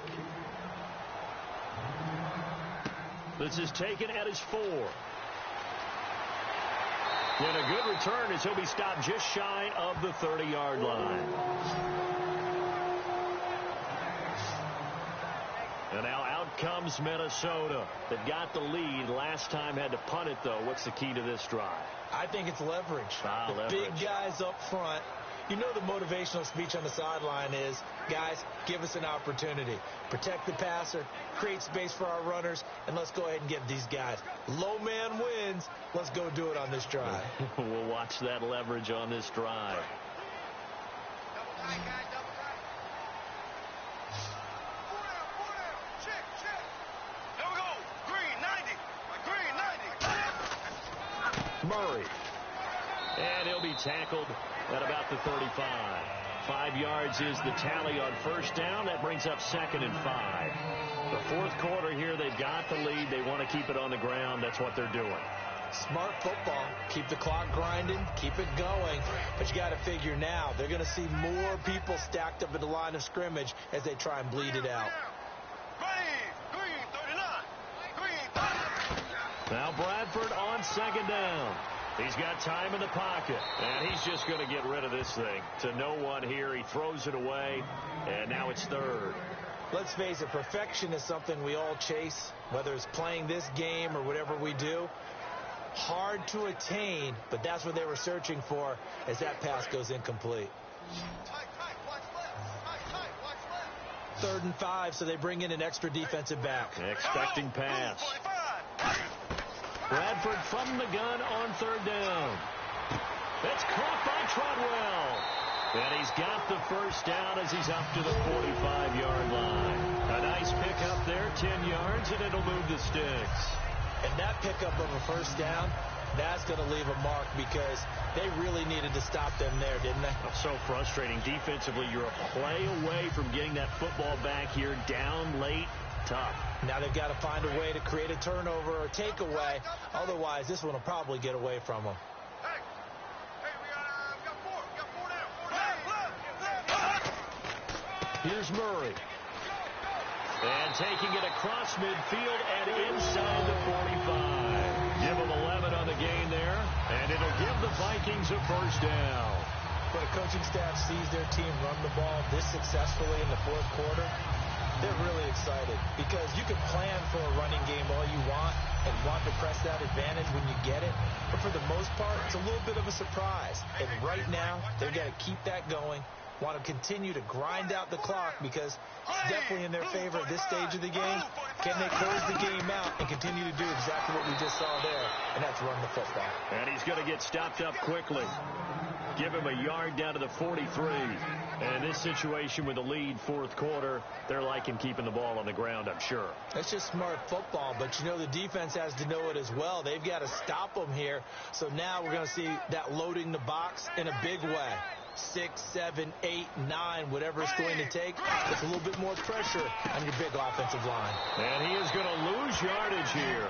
He lost 2 there, and it's 3rd down. No matter what play call you have on, you're always conscious of edge pressure disrupting you. And it doesn't matter whether it's a pass or a run. And in this case, it was a draw, and the edge pressure came in and destroyed the play.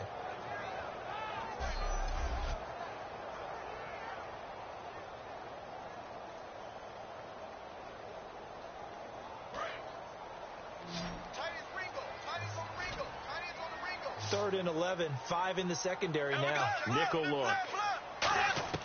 They go play action. Now Bradford. He's going to sling this deep downfield. And it's caught in the end zone. Touchdown, Minnesota. Laquan Treadwell, his 2nd touchdown of the night. And the Vikings are going to add on to their lead. In order to lead in a game, you're going to get plenty of contributors. But that's his 2nd touchdown catch of this game. He's one of the key guys in this one. And you better believe he'll be looking for the hat trick here as this one continues to go.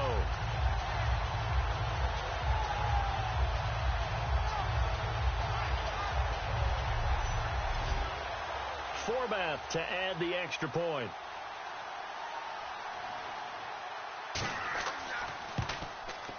And his guys will take a 10-point lead.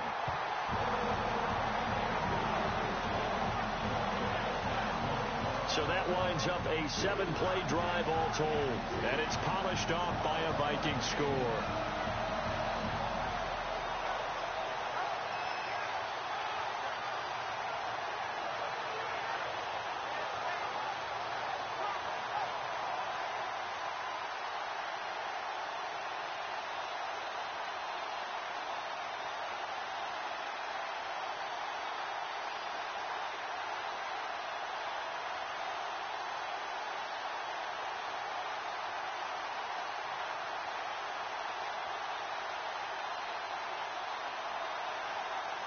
Forbat to send it away now following the touchdown.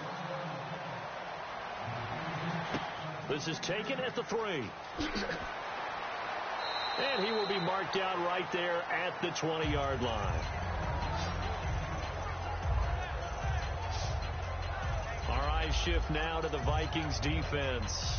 Their secondary, their whole defensive unit really struggling. They've given up 3 touchdown passes. That last drive was dominant through the air against them. They found something that was working for them on offense, and they just kept going to it, just kept throwing the football. So that means an entire overhaul on the defensive side. They need more pressure on the quarterback and obviously need tighter coverage on the receivers. See if they can get that tighter coverage.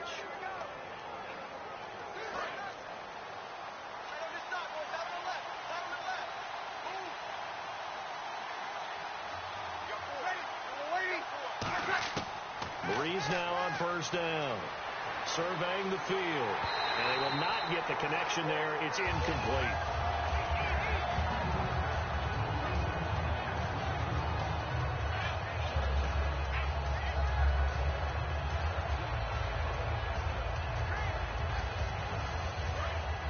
Looks like the defense in press coverage here.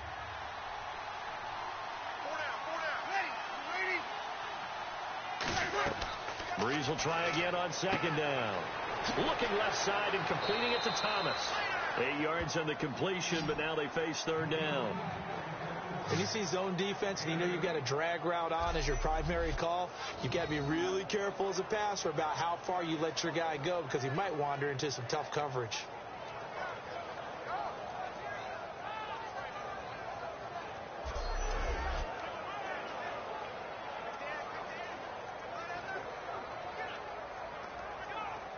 So here we go, a third down after the second down pass completion.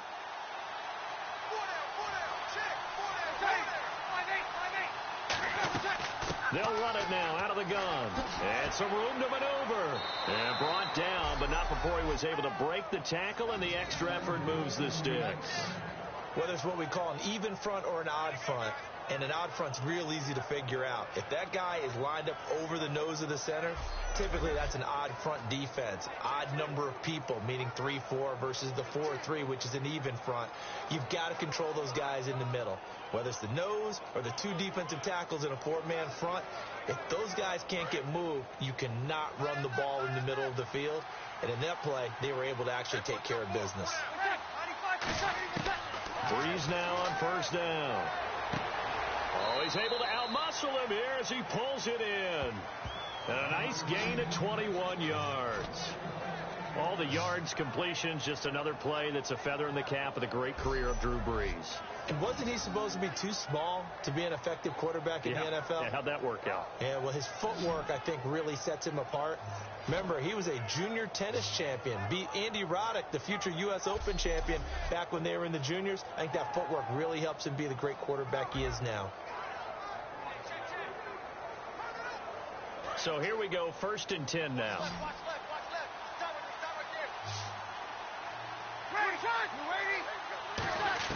there. On first down, Breeze. Caught by Snead over the middle.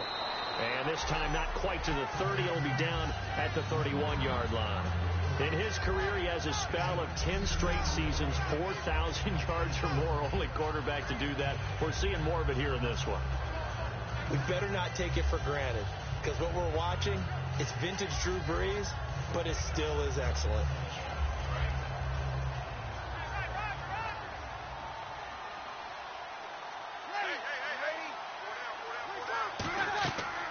They'll run it now out of the gun.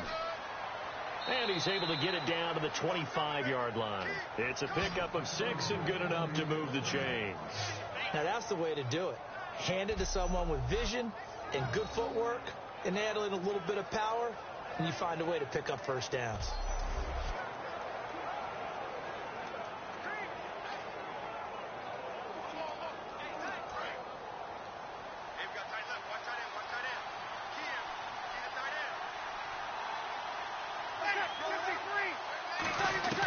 On 1st and 10, here's Breeze. Finding time. He's going to flip that out to the flat. It's complete. And he'll be a couple yards shy of the red zone here at the 22-yard line. I'm going to show my age here a little bit. We used to talk about running backs catching the ball as safety valves. Nowadays, they're a big part of the passing offense. Quit acting like you're so old. You're only 65.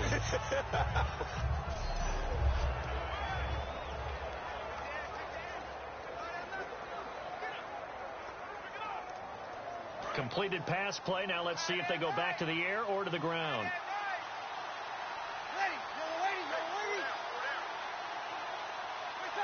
Now here's a whistle as flags come in. And we'll check out the call. False start, offense.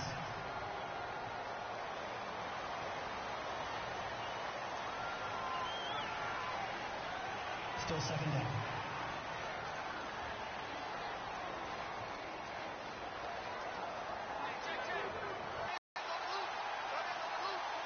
They come out 5 wide, 3 of them to the right side. Now Breeze throwing on 2nd down. It's complete. Fleener, right side. That catch good for 5. It's 3rd down. Well, the strategy was evident there. Get it to your tight end and make it a one-on-one play with a cornerback. Who's usually going to win that one? The tight end, but not there. Not in this situation. How about the corner defeating that logic and making a really nice tackle? This will be the 8th play of the drive. It's 3rd and 7.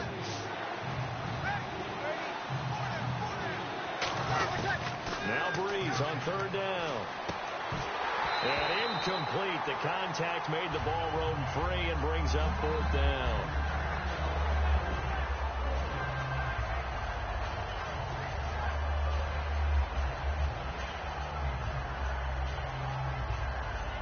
So on 4th down, out trots the kicker in a big spot here. It's a 39-yard attempt, right hash. And his kick is right there. It's good, and the drive will wind up yielding 3. All right, so you needed 2 scores to get back in the game. The field goal then maybe not exactly what they wanted, but it's a necessary first step. Still plenty of time remaining, but you could really use a stop defensively after the kickoff, preferably a 3 and out.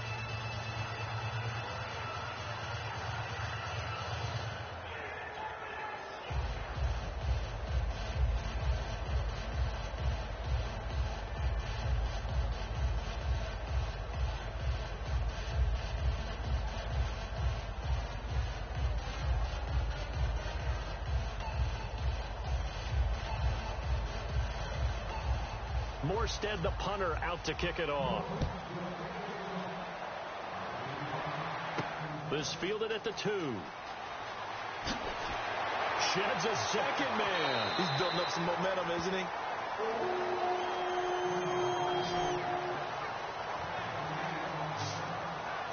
The New Orleans defense, we get set to watch them go. And they gave up a touchdown last drive.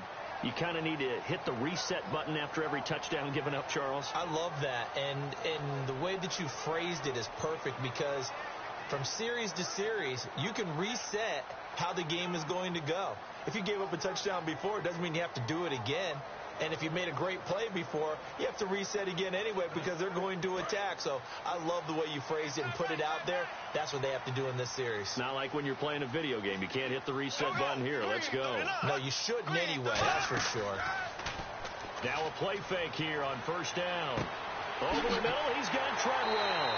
And he's finally taken down, but not before getting across midfield and across the 45-yard line. They hit that crossing route really well. Excellent timing, puts it right on him, and he keeps running. Yeah, turned it upfield for good yardage.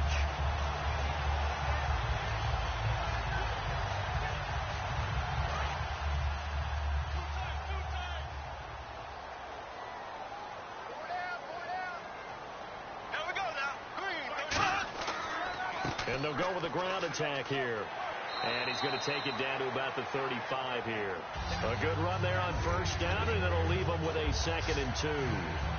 Well, they'll take that every time with a lead, first down, fourth quarter, getting 8 yards. You love that. They will take it, and you have to ask the defensive guys, why did you give it? I mean, you know the situation. You're down, have to stop them, have to get the football back. But 8 yards on first down puts them back on their heels.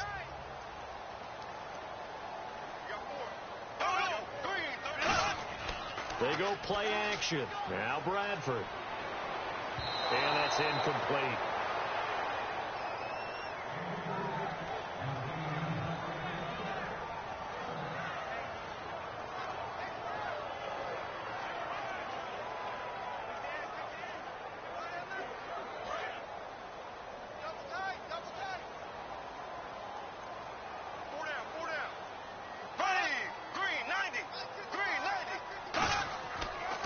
And he'll give it here to his running back. And a short gain down to about the 33. Give him a yard on the play, and he's definitely short. It'll be 4th down and a few inches. 3rd and 2, and they ran the ball for only 1 yard, and everybody's going to scream at the offense. But let's give a lot of credit to the defense on that play. Defensive front out leveraged the offensive line. They got more people to the football. Yeah, they won that battle in a big way, and they're forcing a big decision now by the guys on offense.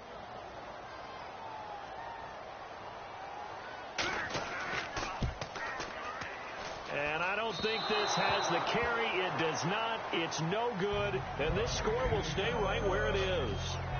So the folks on hand here growing a little restless with their kicking game. That's now 2 misses so far. And in a tight game, fourth quarter, the fans are the only ones getting restless, Brandon. There were a few looks of disbelief on that sideline as well. The Minnesota defense, we watch them get set to roll. And they've got the lead. Last time they surrendered the field goal. We'll see what they do this go around. And giving up 3 is never ideal because any defense wants to pitch a shutout. But that's not a bad thing in most situations. You only give up field goals, your team has a chance to win. Yeah, and they still, as I said, they've got the lead here. We'll see if they can get a stop and hold them to 0 points this time.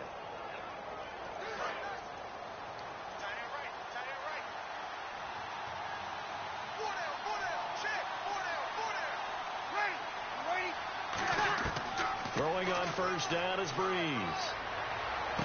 Caught on the left side by Ginn. And a nice gain at 21 yards.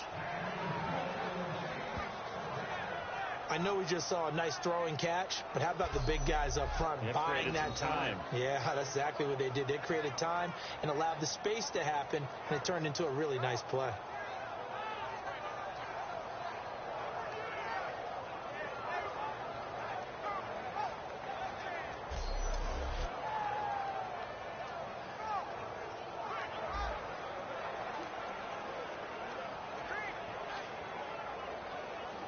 First down and 10 now for the offensive group.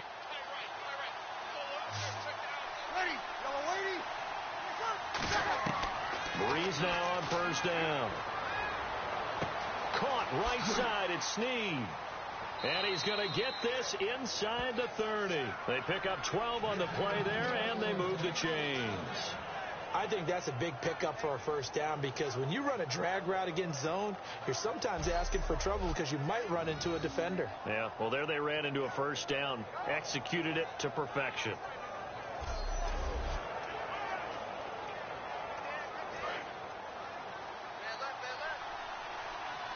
Another pistol look here. On first down, Breeze. And he's got it over the middle. Flainer. 5 yards on the catch there. Brings up second down. Completion was given up, but that's why you play zone defense, so that you can have people around the ball when it's caught, and you don't give up much run after the catch.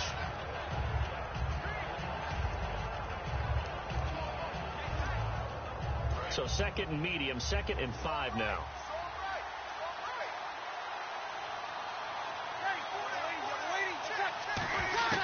Now Breeze again.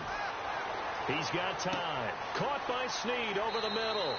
And he'll get him inside the 15 down to the 14-yard line. 7 yards there, good enough to move the sticks.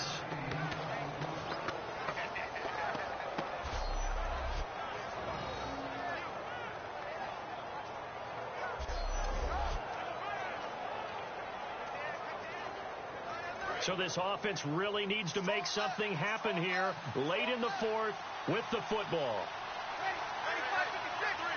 So the offense a little antsy. The flag comes out and a 5-yard penalty. False start, offense.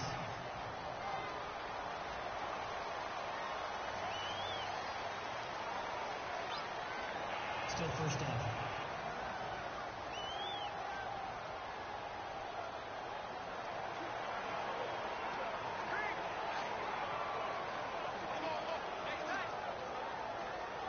Time starting to run out here in the fourth. This defense just trying to keep the offense off the board and preserve this potential victory.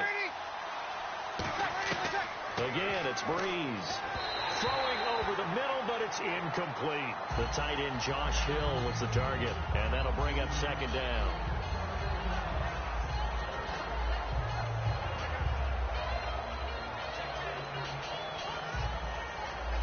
Second down following the incompletion.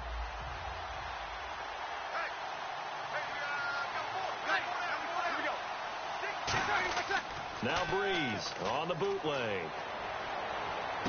They complete it to Hill. And he'll get it down this time to the 17. That throw good for only a couple. It brings up third down. And there's a completion to the tight end. And look at the size of these players nowadays. At that spot, 6'4", 6'5", and up. A lot of guys used to be basketball players, somehow came back to football.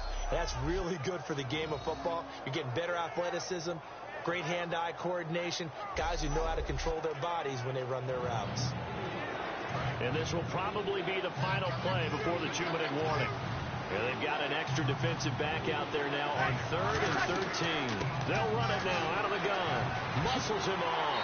And he's brought down just outside of the 10 at the 11. It's a gain of 5, but it'll lead to a 4th down. Time for a break. We'll come back for the electrifying conclusion after this.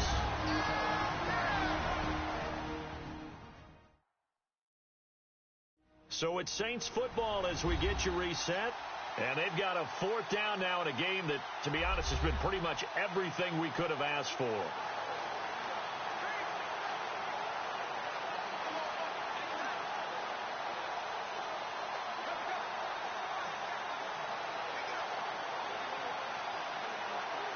So on 4th down, out trots the kicker in a big spot here.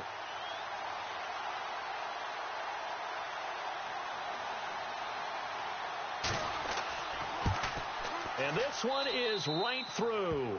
And high fives for that one as that drive ends in 3.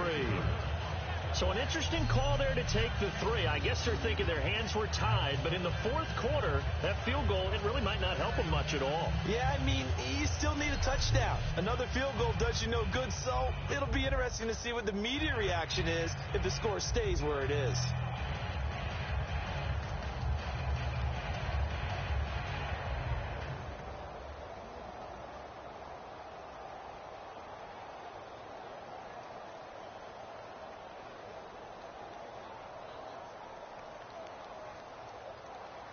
Morstead, the punter, out to kick it off. This will be taken in at the 1. And he'll make it across the 20 as his guys will set up shop at the 23-yard line. And out now come the Vikings. They have the lead, obviously, late in the game. I guess the good news for them is if for some reason they would make a mistake, a field goal does the opposition no good. Everyone loves to have a little bit of a cushion, and that helps you immeasurably. But the bottom line is, do all the things that you're taught in order to close out the game. Don't even let that become an issue. Yeah, but still a one-possession game. This one not fully over yet. Looking to jam the receivers at the line here. Press coverage look defensively.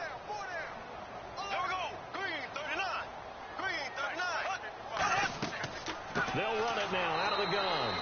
And now the Saints are going to take a timeout on defense. It's just their first. They've got 2 more to use here in the final stages.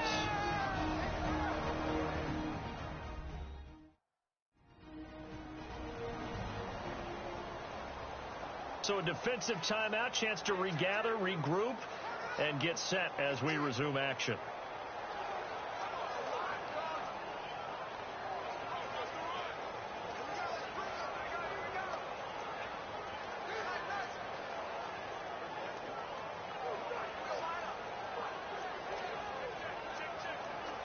So what will they do? On the ground, through the air, let's see. 2nd and 9.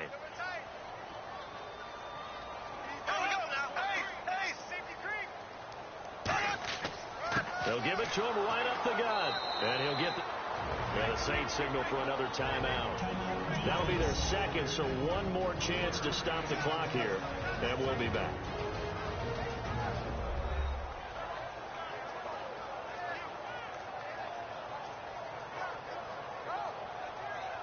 And now following that timeout, the defense back out onto the field.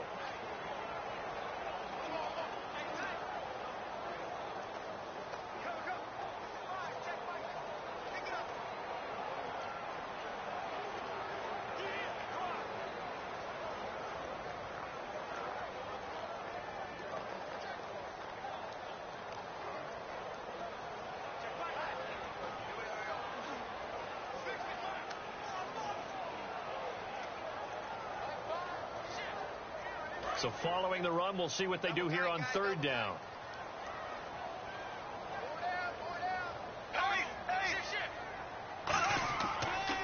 Now the Georgia Southern man. This is Jarek McKinnon. And play is stopped here. Timeout. It's the defense calling the timeout here.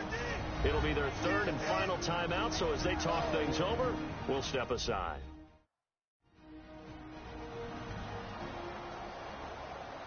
So the defense had a chance to catch their breath, and now they're back out and ready.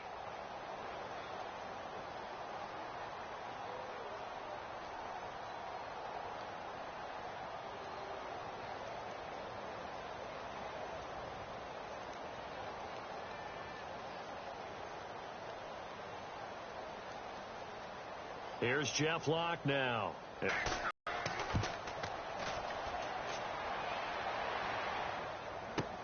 Now it's Ginn. A big kick there. We'll call it 56 yards on the punt. And possession will switch hands. 1st and 10. Out onto the field comes New Orleans. And they had 3 points last time, but they didn't want 3 points because they were well within range of scoring a touchdown. We'll see if they can do better now. I'm with you on that one. Let's just go ahead and be frank about the whole thing. The only one happy about the 3-point. The kicker. Exactly. He put it through the post. That's going to help him at contract time. But that offense, they're thinking, let's get in the end zone this time. I don't know if that helped him at contract time. You could have kicked that one through. I don't know about that. Toe bash. I don't know about toe that. Bashed it. Super toe. Back to throw. And the tight end has it, Fleener. And he'll get it up to the 33-yard line. That one good for 10 yards. And that'll bring up a second in just about a few inches here. Back to throw. And he's got his favorite target yet again. It's complete. Give him 12 yards on that one. It earns him a fresh set of downs. They're going to hurry back to the line now. He's back to throw. And brought in here by Fleener. And taking it across midfield and inside the 45. 12 yards there as they move the chains. They'll look to throw. And he's got it over the middle. Fleener. 7 yards the pickup on the pitch and catch. 2nd down now after the pass completion.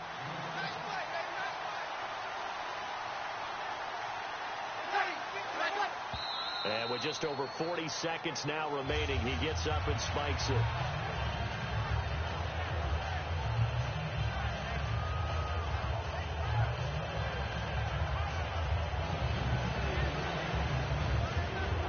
Let's see if they can convert here on 3rd and 3.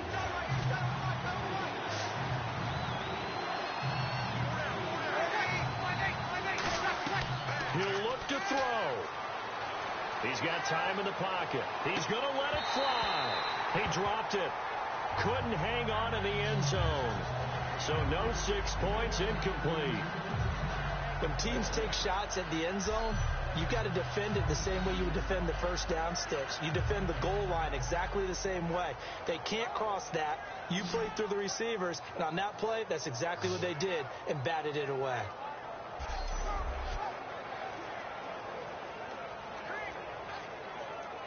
Down 4 late. Got to go for it here on 4th down.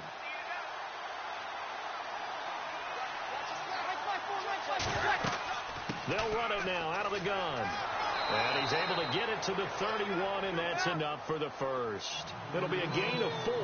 And on 4th down, they're able to convert and move the sticks. And there's the spike. It stops the clock at 22 seconds remaining.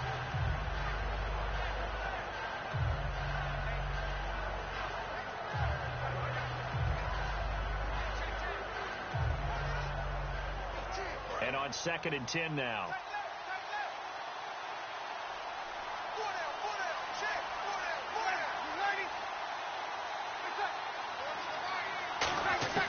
Now Breeze. Sideline throw, it's complete. And a nice job there of keeping the toes in bounds. I know they don't like to hear it when they get to a certain age, but then you have to start to use your skills, your wiles, right? Your mind to beat guys to the football. And getting your toes tapped in bounds definitely qualifies as that, doesn't it? The veteran showing he still has the agility. And on 3rd down, a nickel formation here defensively. Breeze to throw. He finds Coleman. And he's across for the touchdown, and it's likely the game winner here in the closing stages.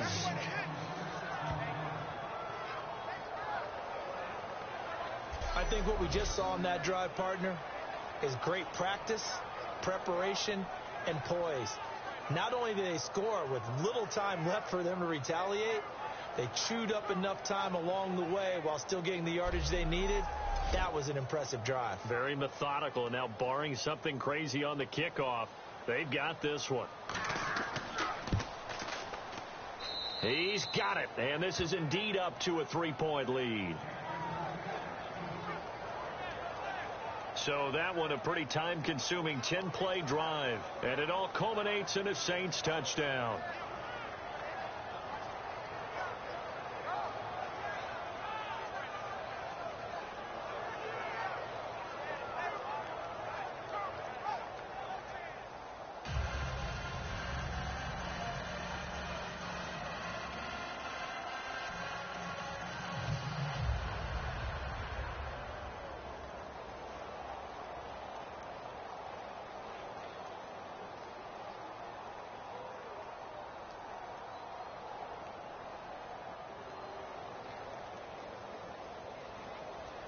Morstead out now following the touchdown to kick.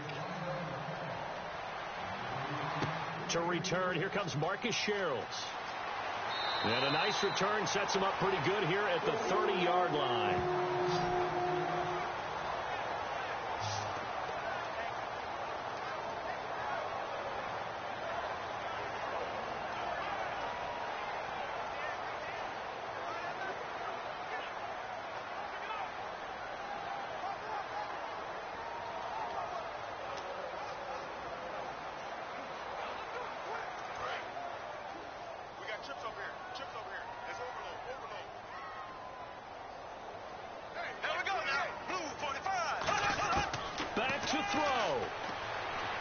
Surveying the field. Now a desperation throw deep downfield. And it's incomplete. So their final drive comes up empty. And with that, the ball game is over.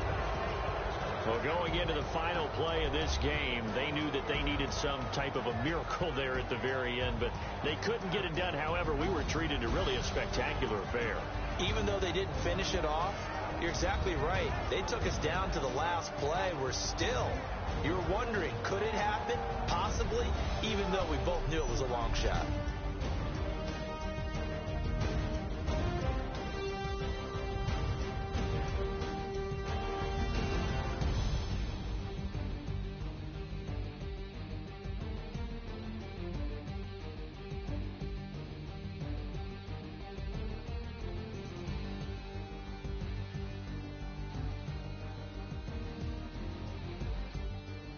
So that'll just about do it for Charles Davis. I'm Brandon Gaudin. You've been watching the NFL on EA Sports. For more, log on to easports.com. From Minneapolis, good night, everybody.